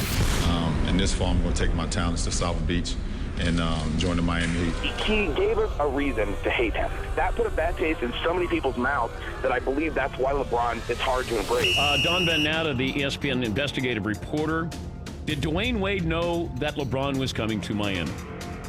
These guys had talked about playing together way back in 2006. They could have signed 5-year max deals. Instead, all three of them signed 3-year rookie extensions. We looked into it, Dan. I can't prove unequivocally, but the day before the decision, remember, Chris Bosh said, I'm going to play for the Miami Heat with Dwayne Wade. And a lot of insiders were like, all right, that's all the proof we need that LeBron James is going to say, I'm going to Miami. Broadcasting from the Mercedes Man Cave. There's always going to be haters here. This is Dan Patrick. Final hour on this Monday, Dan and the Danettes, Dan Patrick Show. More phone calls coming up, best and worst of the weekend. Sean Salisbury, former NFL quarterback, will join us coming up. Sam Amick, who covers the NBA for The Athletic, will join us. Did you see where the other 8 teams that are left out of all the festivities, they want to be able to scrimmage or have something? That they've been kicked to the curb here by the NBA. So we'll talk to Sam about that. How confident is he that they're going to be able to see this through to fruition with the NBA? That'll be coming up.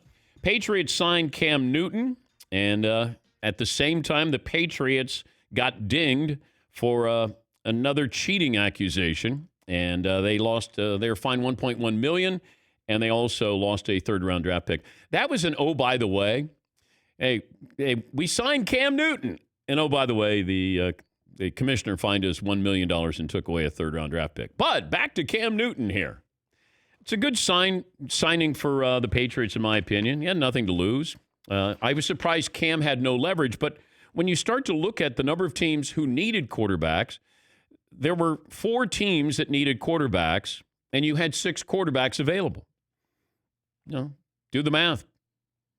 Not everybody's going to have a chair to sit in when the music stopped, and Cam was one of those guys. Jameis Winston did a smart thing. Latched on to the Saints, probably only going to be there for a year, but he can learn from 2 great offensive minds in Sean Payton and Drew Brees. And then he'll get another chance to restart his career. I get it. I understand it. I don't know what Cam's signing means for Colin Kaepernick because people have pointed that out. Were the Patriots interested in Colin Kaepernick? Not that I know. And I don't know if anybody knows because it still feels like we're talking around. The elephant is in the room and it's Colin Kaepernick. But nobody wants to go up and say, do you want to play? Or we want you to come into camp. Everything is, well, we're talking to his associates. We're talking to his friends. How about we talk to him? That's what I would.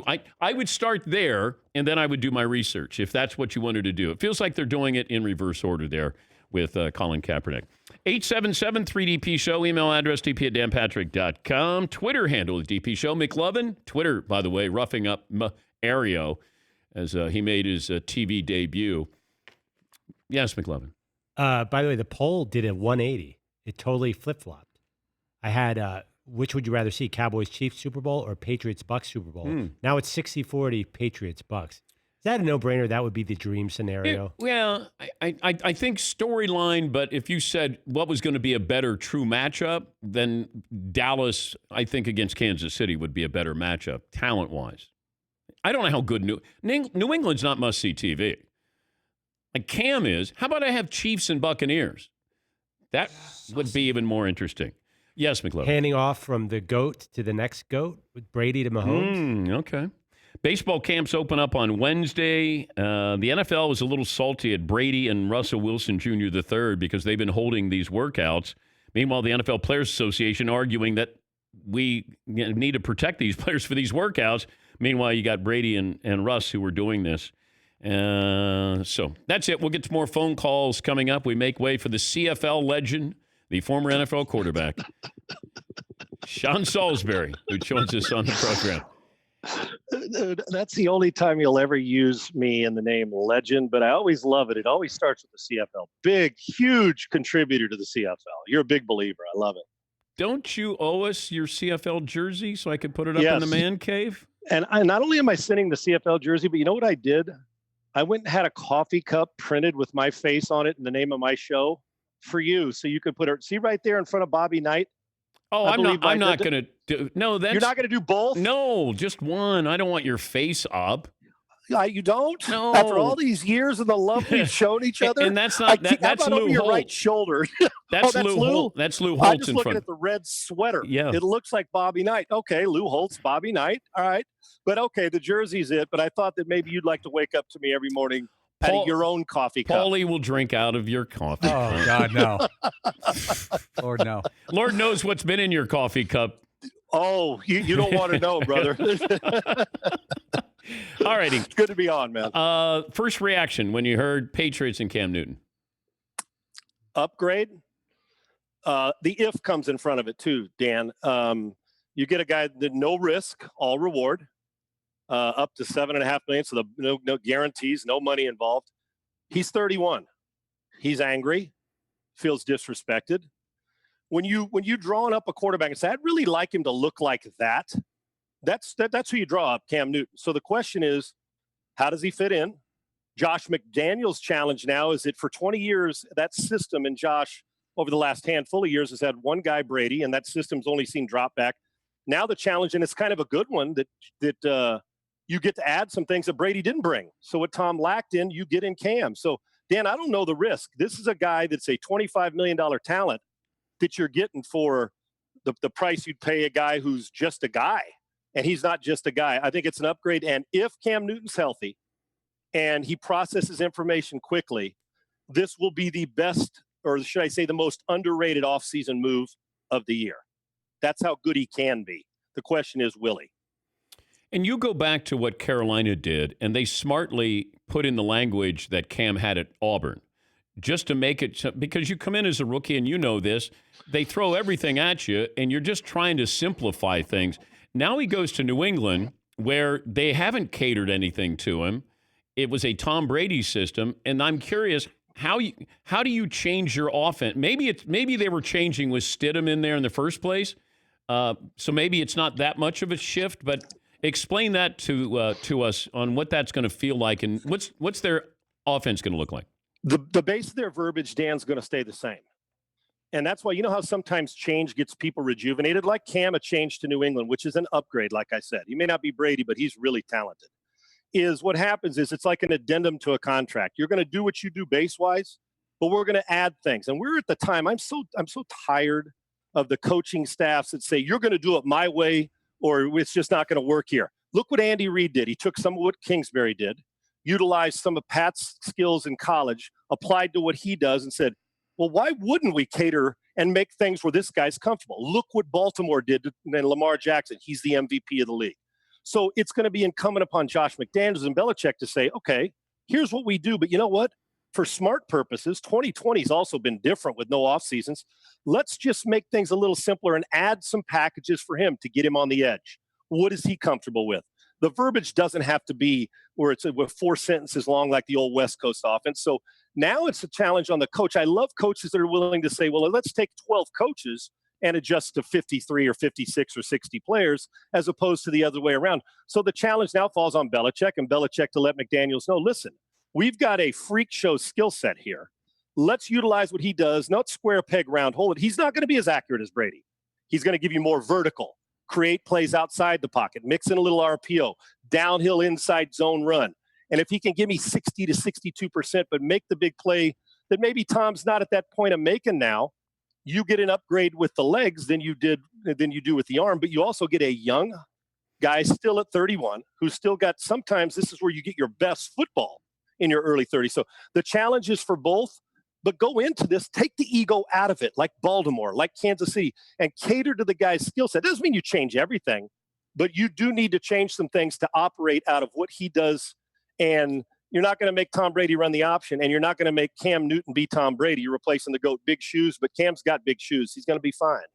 I was wondering, I thought the Chargers were going to sign Cam Newton. Mm-hmm. I thought they would do that unless they're totally sold on Justin Herbert, or they took him as the consolation prize that you didn't get Tua, so we'll take Justin Herbert. That's not how you decide on a quarterback, in my opinion. You know the Agreed. guy you want, and you go after the guy you want. If Tua had fallen to them, would they have just said, all right, we'll take Tua? I don't know that. I don't know what that philosophy is in the draft room, but I thought if I could get Cam in there, it's Los Angeles, and let him go with a lot of those weapons. I thought that was the route to take because quarterbacks are about now. Got to win now. That's a roster that's built to win now. Justin Herbert might not be ready for a couple of years. Tyrod Taylor's okay. Cam, that would have been rolling the dice to say, you know what? How about we take over Los Angeles here? Oh, no doubt. And Dan, to answer your first question about Tua, had the Chargers been able to get him instead of Miami, it wouldn't be like Herbert. Herbert's going to sit. Tyrod Taylor would have been the backup, and Tua would have started from day one. That would have been the case in L.A. had Tua been the guy as opposed to Herbert. Now, with this situation, I don't think I think people were concerned about how healthy is Cam. It's early in the process, the draft. Tyrod Taylor's a guy who protects the football, plays it safe, and you've got a lot of other talent around him so he can kind of fit in people everywhere. Any coach you talk to, they trust him. You may not get spectacular, but he's not going to crush you, which you don't want your quarterback to do.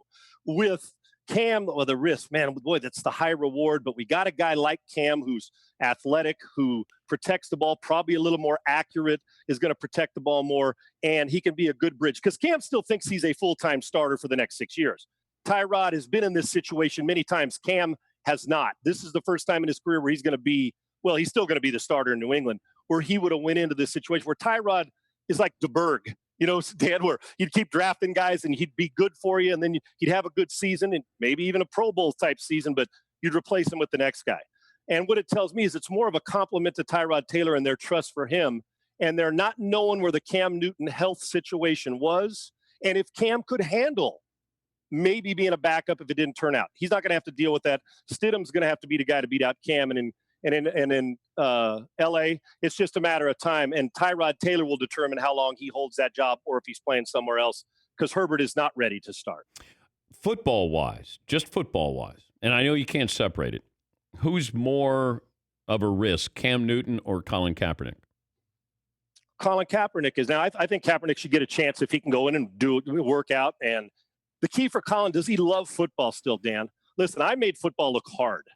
And that's playing every year. Think about the guy who's been out 4 years, Now he's far more gifted. But my point is, and I was talking to Warren Moon about this very thing, the dedication it takes, Dan, to be those guys that are so good, that sustain greatness. Do you want to be a guy or do you want to be the guy?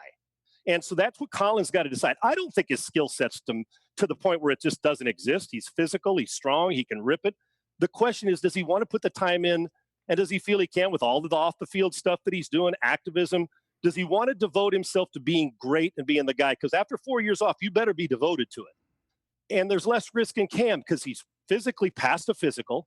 He played it sometimes last year. So he's been around football more. So to me, while Colin's so tempting because of his skill set, I don't know where for 4 years, Dan, all we see is a video of him throwing on a field. We don't know. Yeah. And I want to hear from him.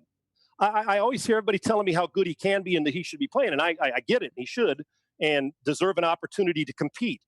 But I don't know where his head is do I love it? Am I willing to study at 10 o'clock at night, 6 days a week to be great? Or do I just want to be a guy who makes a roster? That's up for him to decide. But right now, much higher risk with Colin, just as a football thing, because Cam's been in the league recently. And remember now, we're looking at a guy who is an MVP, who's been an MVP, and he's only 31. And he's pissed. That could mean something for the New England Patriots. You know your longest career run in the NFL? Under 20 yards, but over 10? 11 yards. Dude, you cannot. Hey, listen, don't coach that out of me. You can't coach 11-yard runs. Your longest run in the CFL, 15 9 yards. 15 yards. Nice. Legend. Blue Bomber. Blue Bomber. Yes.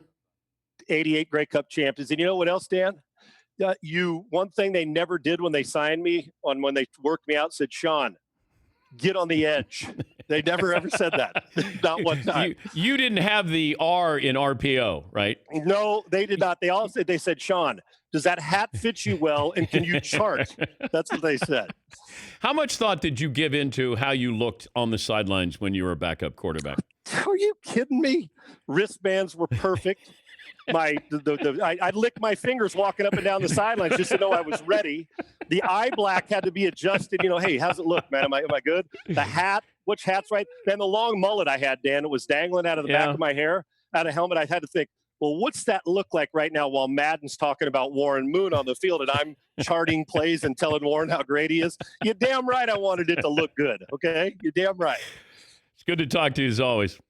Great to talk to you, brother. Thanks, Have man. a good one. That's Sean Salisbury, Sports Talk 790 in Houston, does the morning drive show, and then a former NFL quarterback, and certainly a friend of the show. Couple of phone calls here.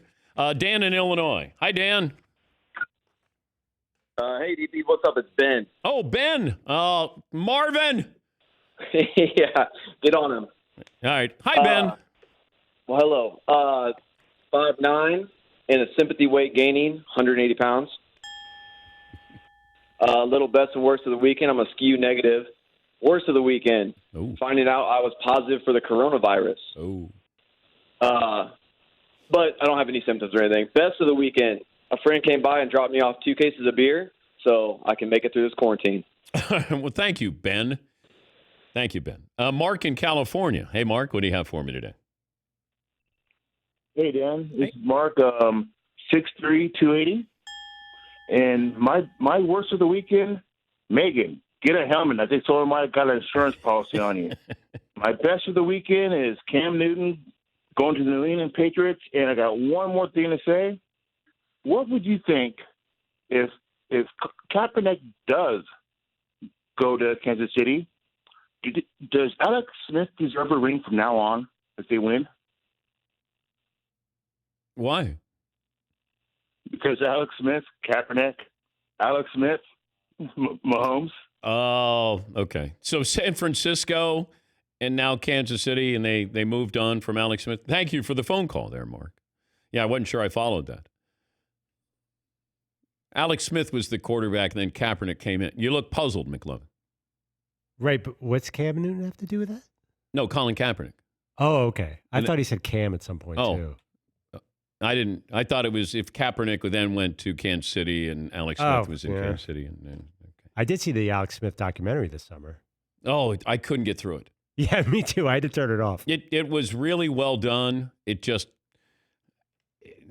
for somebody who's had as many surgeries as I have, the last thing I want to see is surgery. I don't. But what he had was, he almost lost his leg. It is powerful. Cam Newton has 182 career touchdown passes, 58 rushing touchdowns.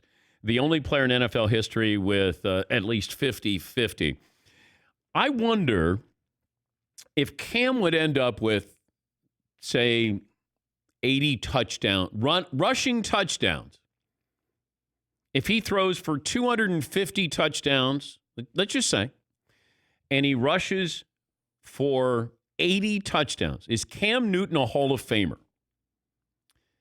Went to the Super Bowl, won an MVP. If you throw 250, so that's 70 more touchdowns. And at age 31, and he's got 58 touchdowns, you're doing 22 more rushing touchdowns. Now, I don't think he'll get that many rushing touchdowns. But if he put up 80, 250 and 80, and an MVP, depending on the success of these teams or the team that he's on for the next 3 or 4 years. Yeah, Fritzy. If he got to those numbers, even very close to those numbers, I think he goes to Canton. Thank you, Todd. You're welcome. But he's an average passer for his career. He had one great season as MVP. Otherwise, he was a middle-of-the-road NFL passer, unbelievable NFL runner. He had a bunch of years where 22 touchdowns and 16 interceptions.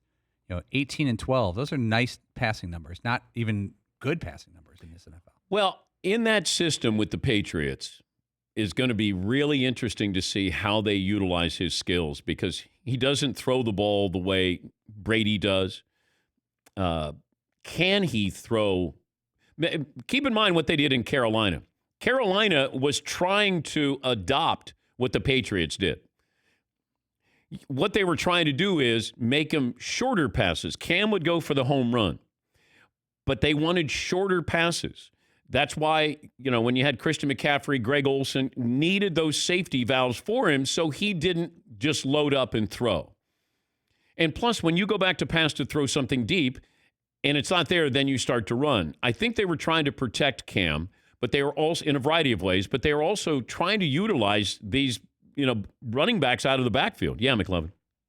I mean, I think you're picky and choosing stats because Paulie's guy, Russell Wilson, has never been a top 10 passing yardage guy, and that's considered like the baseline quarterback stat. I mean, I don't care about yards. But you guys care about catches and I care about hits. touchdowns. Well, why would you even care about touchdowns? Because they never run the ball. The Seahawks never ran in the 3-yard touchdown. They that's the same thing. Like we all pick and choose stats. I think Cam's numbers are different and weird. Well, they are, but Russell Wilson's a Hall of Famer. Right, but the all argument is how can he be like an MVP when he's not in the first? He's in the bottom half of the league in passing yards. They never throw there for a long time. I still don't understand that philosophy. That's almost that you kind of. I think we're going to look back on Russell Wilson's career and say, why didn't they utilize his skills? It's almost as if they got in trouble the first 3 quarters, and then they always say to Russell Wilson, "Hey, Russ, yeah, Coach Carroll, hey, can you help me win this game?"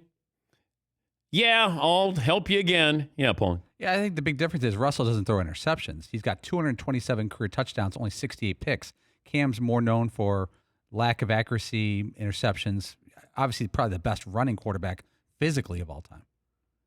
Not Cam. I mean, Cam, not Russell.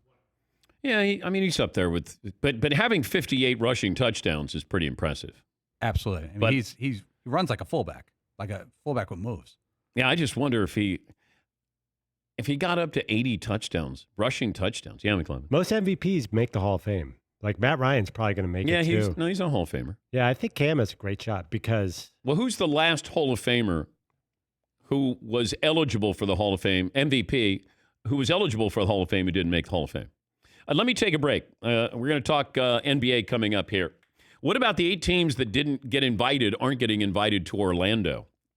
Sam Amick, who covers the NBA for The Athletic. He'll join us coming up. A few other thoughts. How concerned, how confident that we're going to get this pulled off here with the NBA in Orlando.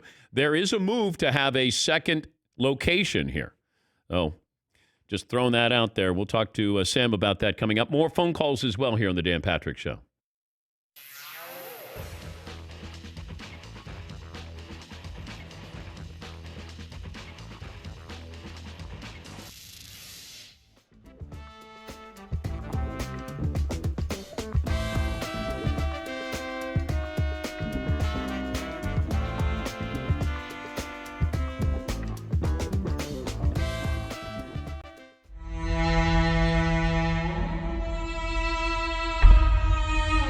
McLovin questions your arm strength. Wait. Shocker. I didn't say Yeah, you did, McLovin. I just said, I think Alex is more comfortable maybe throwing a catchable ball. He completed 68% of his passes. He's not going to zip it in there. Can you put a little sauce on it, though? We'll put a little sauce on it. I like that. Now, McLovin's got his performance-enhancing gloves. Okay. All right. Okay. Can I? Is he going to put a helmet on? Yeah, I'm putting a helmet on. Okay, put a helmet. Is there anything else can I get fully padded up for this? Are you going to really? You called him a game Man, I think manager. as long as your face is protected, you'll be good. Right. But you called him a game manager, and I'm hoping that he manages to break a finger. Yes. Okay? Yes. All right. We'll take a break. We're going to I just want you to let it all out, Alex. Yeah, I gotcha. All of this anger, frustration, all of this. Just let it out. When you start for the Cleveland Browns next year, just let it out. All right? Where are we firing this? You're going to fire right Okay. this Where am I standing on the rug? Yeah. And Mike, you can throw it from a mound up here, or what? Where do you want me to throw this? He can come here. So I'm figuring you're back by my desk, and then you just give a... How much time back? You're up. Okay, we're ready. Okay. We're going. This is it. This is the real thing. We'll do it live. This is the real thing. Yeah, this is live. Do it live. Do it live. Play your lineman. Wait, just to make it feel McLovin, go back a little bit. but it's not Mahomes. It's Alex Smith. Shouldn't I get closer? Wow. Oh, Mike. You just went Mahomes? Andrew. You can't go Mahomes. That's Who wrote too these? soon. Who wrote these for him? Hey, look at that. Back a little bit, Goober. Okay. Are we ready? Yeah. We're going. You can pop him. Okay. Okay. Okay, let's do one more. That's a good grab, Andy. Ball's not a good ball, is it, for this? That's fine. Fancy gloves. It's good for catching. Okay. All right. You want it lower? No?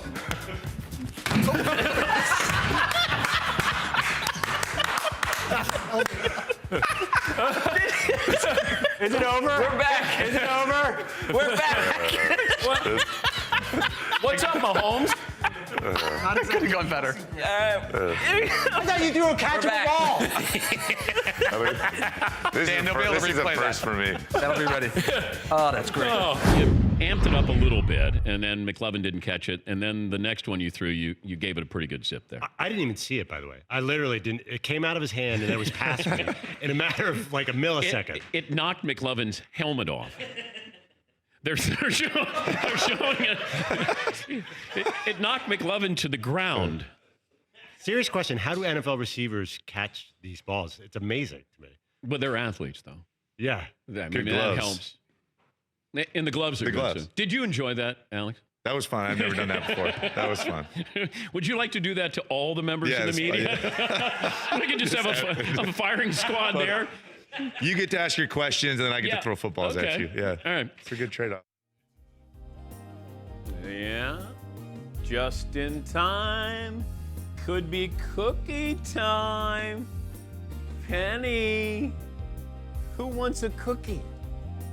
Oh, you work so hard. Oh, you're stretching.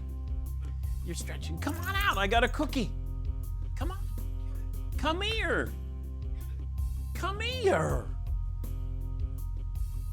Do you want this cookie or not? Do you want this cookie? Because I'm going to eat it. Do you want this cookie? Come here. Well, come here. Sit. Good girl. Why do you do that to me? Why do you do that? Okay. See you later.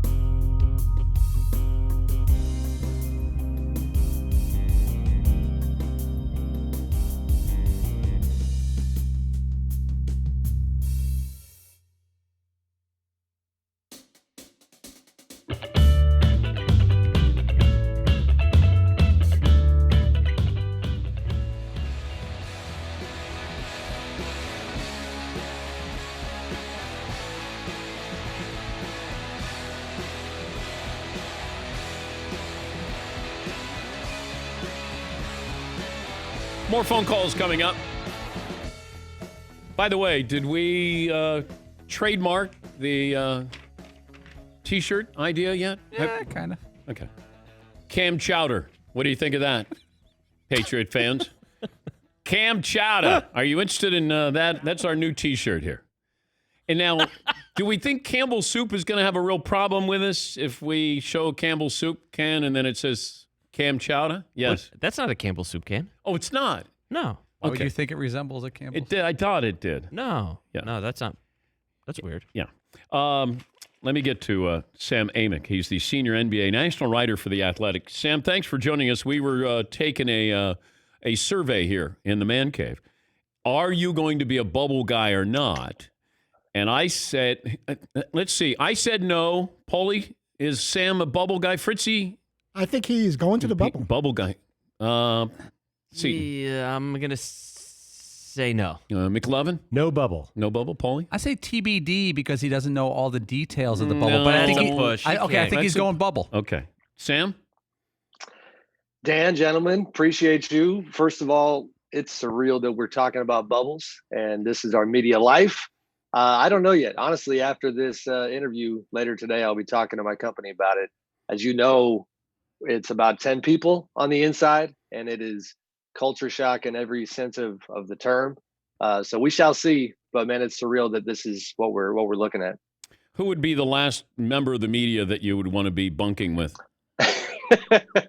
Chris Maddux? Aaron, you're hitting the nail on the head right there. You just made it easy for me. No, my guy Maddux would be fun. But that's the thing. You're not going to have fun. You're not going to have the hijinks that come with our industry and the stress relief that comes after the games. I mean, from players to staff to media members, it's going to be something we've never seen before. Well, we're trying to figure this out, and I know we all have the best intentions here. What is the biggest concern you have as we get ready to open up these NBA camps? For me, it's weird because you take your media hat off, and my focus is just as a human and as a person. It's just the idea that you get in there, and they have 95% ish, and this is my unofficial math of the risk contained, but they're getting tested once a day, and so what I worry about is that because you have Disney employees still coming and going, Disney employees not being tested. It's, and I've had GMs tell me this, it's not a bubble in the definition of the bubble and the term. It's something else. It's a campus, as they've called it, and there is risk there. And it only takes one case. And next thing you know, that player gets tested in the morning. Let's say he's positive.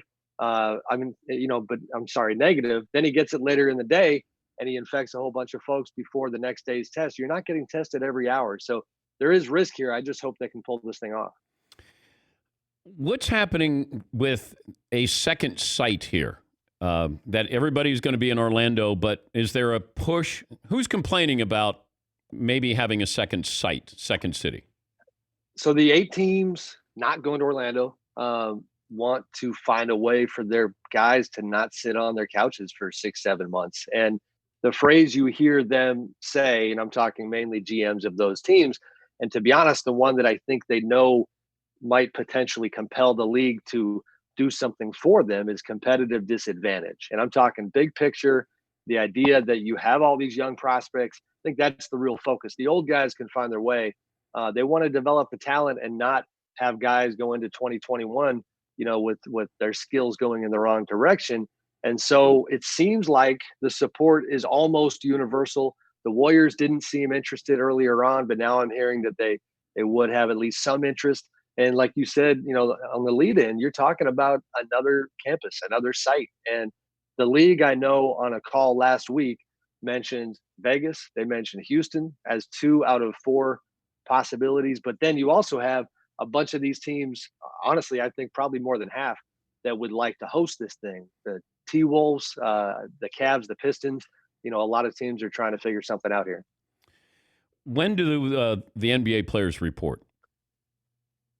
July 9 is when it starts. July 9 to 11 is the kind of the travel dates. And then they start bouncing balls from there.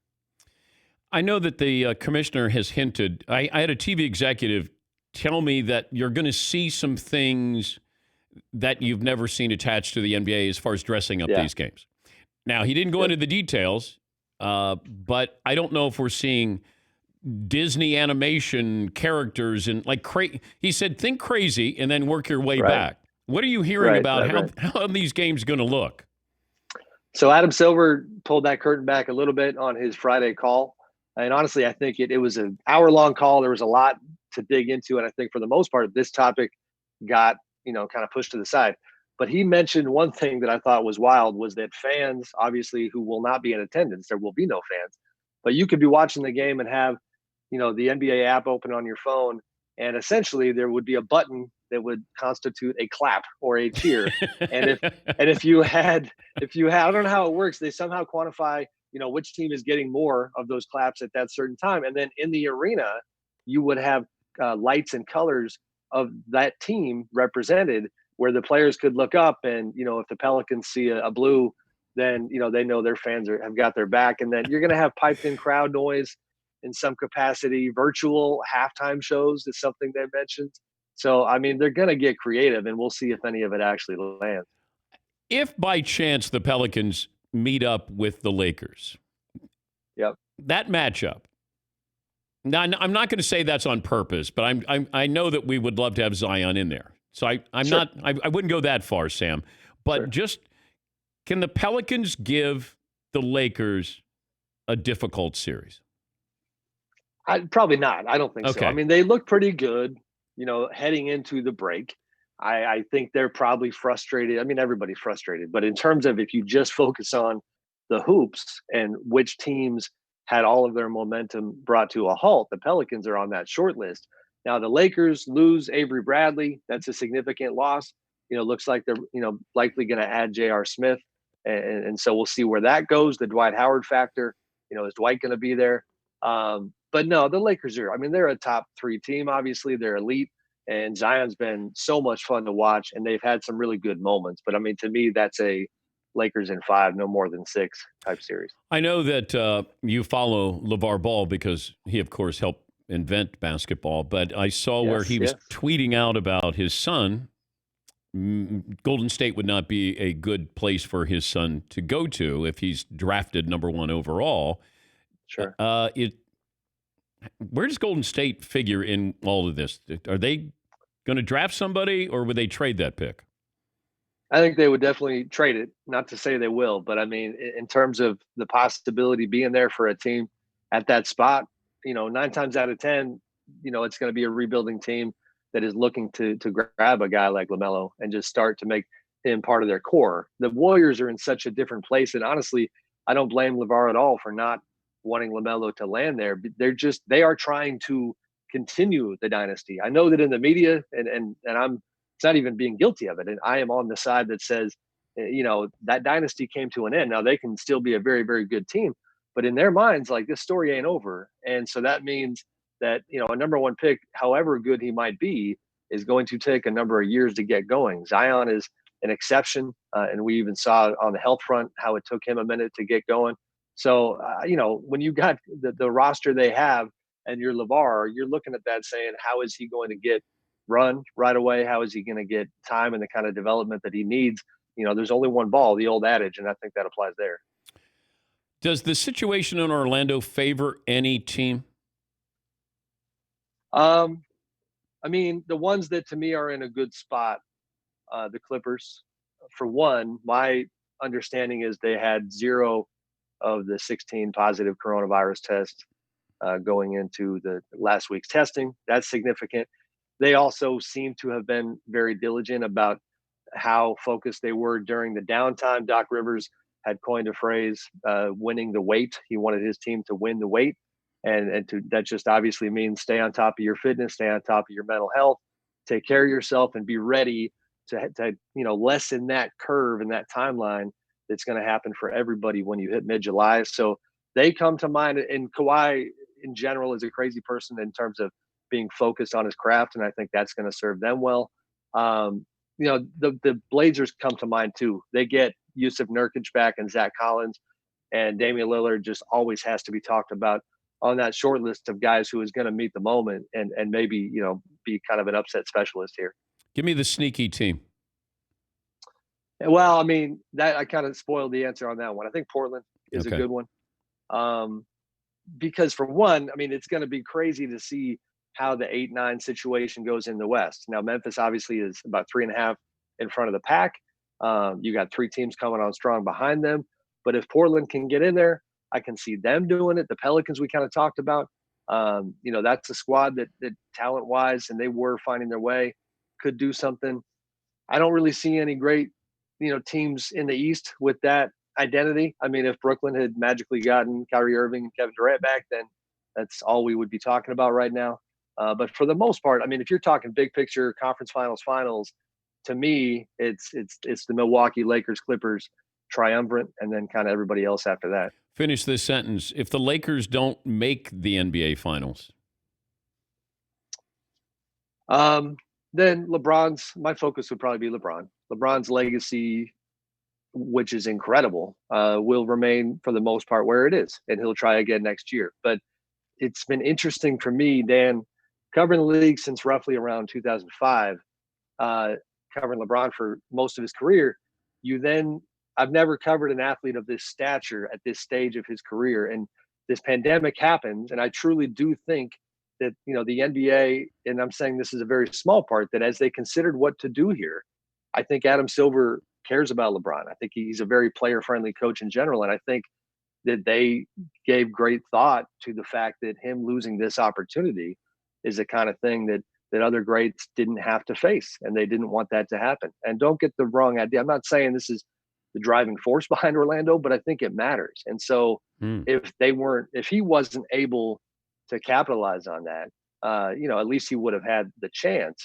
But in terms of his legacy, it would be 2 years in LA, and for his standards, still nothing to show for it in terms of what he's aiming for.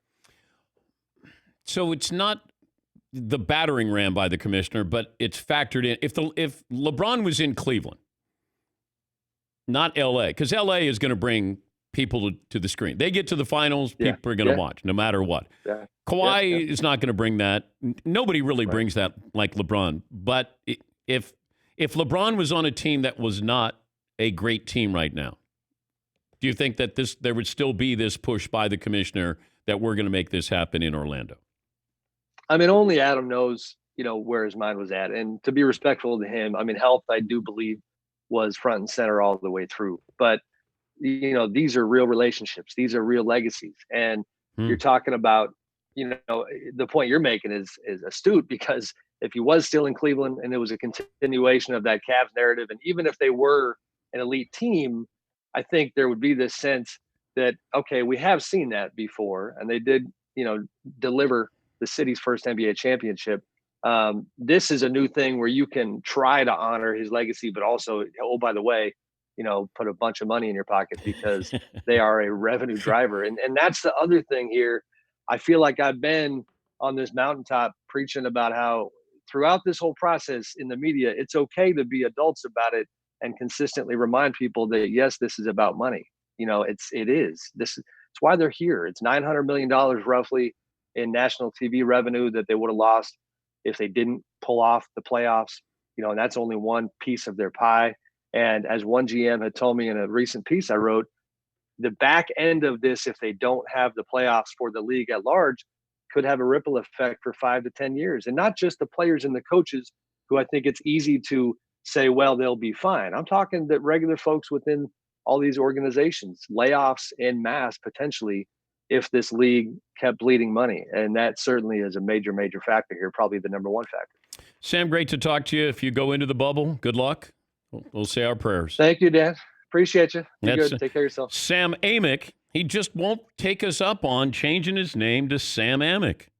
Like we keep trying it. He could go by one name. He could be a one-name writer, Samick. He'd be like Sting of the NBA. Just won't take me up on it. Senior NBA national writer for The Athletic. Thank you, Sam. We'll take a break. Back after this.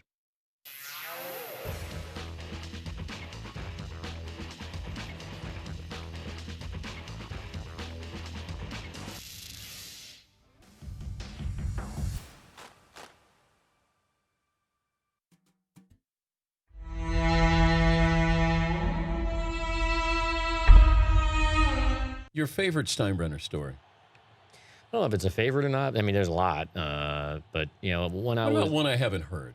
One I'd throw out there is more of he had drivers, that he loaned out one day to dignitaries or family or what have you, and somehow, when I was low hanging fruit, I drew a short straw. Kentucky boy in New York City. Oh, no. And they're like, you're going to have to drive the boss downtown to get a haircut. And I might have been an intern. What could go wrong? And then after his haircut on the east side, get him over to Teterboro, and he's going to fly back to Tampa. And so I had a guy in the office, Peter Jameson was our assistant GM at the time, and it was like, oh my God, you're going to have to drive the boss. Well, how are you going to take him? And I was like, well, to get him on the FDR and, just you dig into the FDR and that's it. And he didn't have GPS back then. No. And no cell phones. And this is a long time ago. And so all of a sudden he goes, I got a quicker way for you. So he tells me, get on the dig and go to Willis Avenue Bridge. And he gives me this whole new way. And so I get in the car, boss gets in the back seat. I get on the dig, and instead of going straight to the FDR, I start pulling off in the Willis Avenue Bridge exit. And right away, he says in the back seat, he's like, hey, where are you going? And I said, I got a quicker way. And he goes, oh, okay, we'll see. So I take the bridge, and anybody who lives in this area, there's a McDonald's on the corner there Yes. to this day, and I make the right, and the bridge is closed, completely shut down. I mean, it's under construction, and it's all backed up, and he starts railing at me from the back seat. I mean, as loud and as you could possibly believe. Get me the blank out of here. Take me to the blank and subway. Turn back. Get me back to Yankee Stadium. You bankity bank. I mean, he's killing as loud as. I mean, I'm sitting there. Getting blown up from the front, and try driving under those. I mean, the toughest job, I think, from what we've all worked for the Yankees, thought was the driver. And there was always a story about a driver leaving him on the bridge because he would go, and tirade sometimes.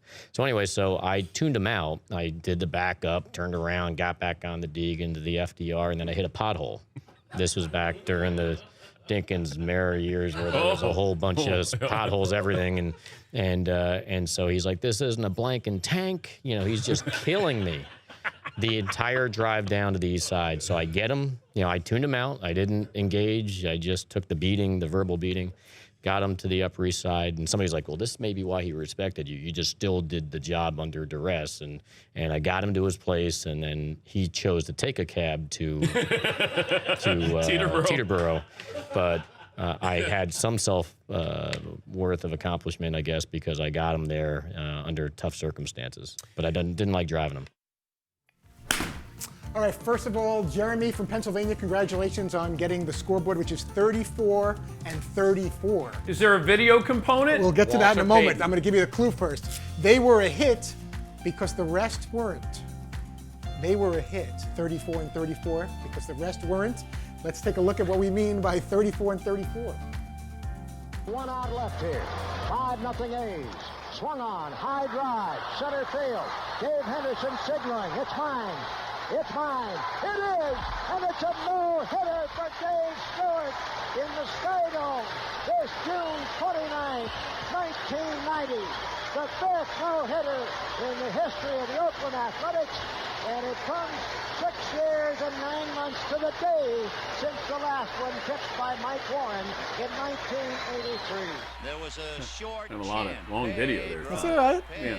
We're building up to another number 34 on the same day, exactly 30 years ago today. Same day, same month? Same day. Same month, same day, same 30 year? years ago today, first time in the AL and NL. Well, it's supposed to be this day. Double no-hitters on the same day. Same month, same day, same year. June 29th, They're like saying, 1990. hey, this thing's supposed to, can you believe it happened on this day? Bang.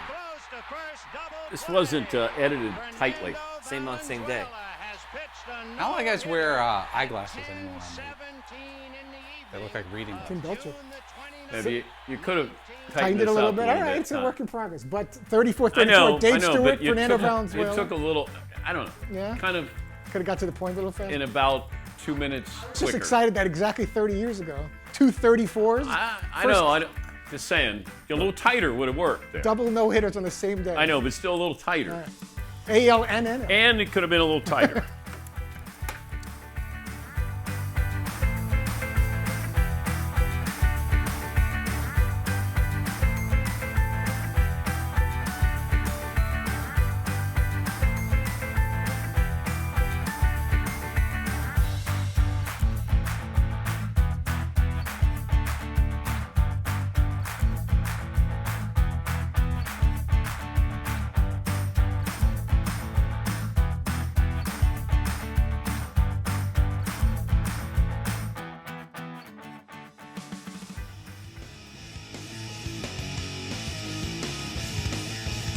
Been brought to my attention that Paulie didn't get to give us his best and worst of the weekend because McLovin went a little too long.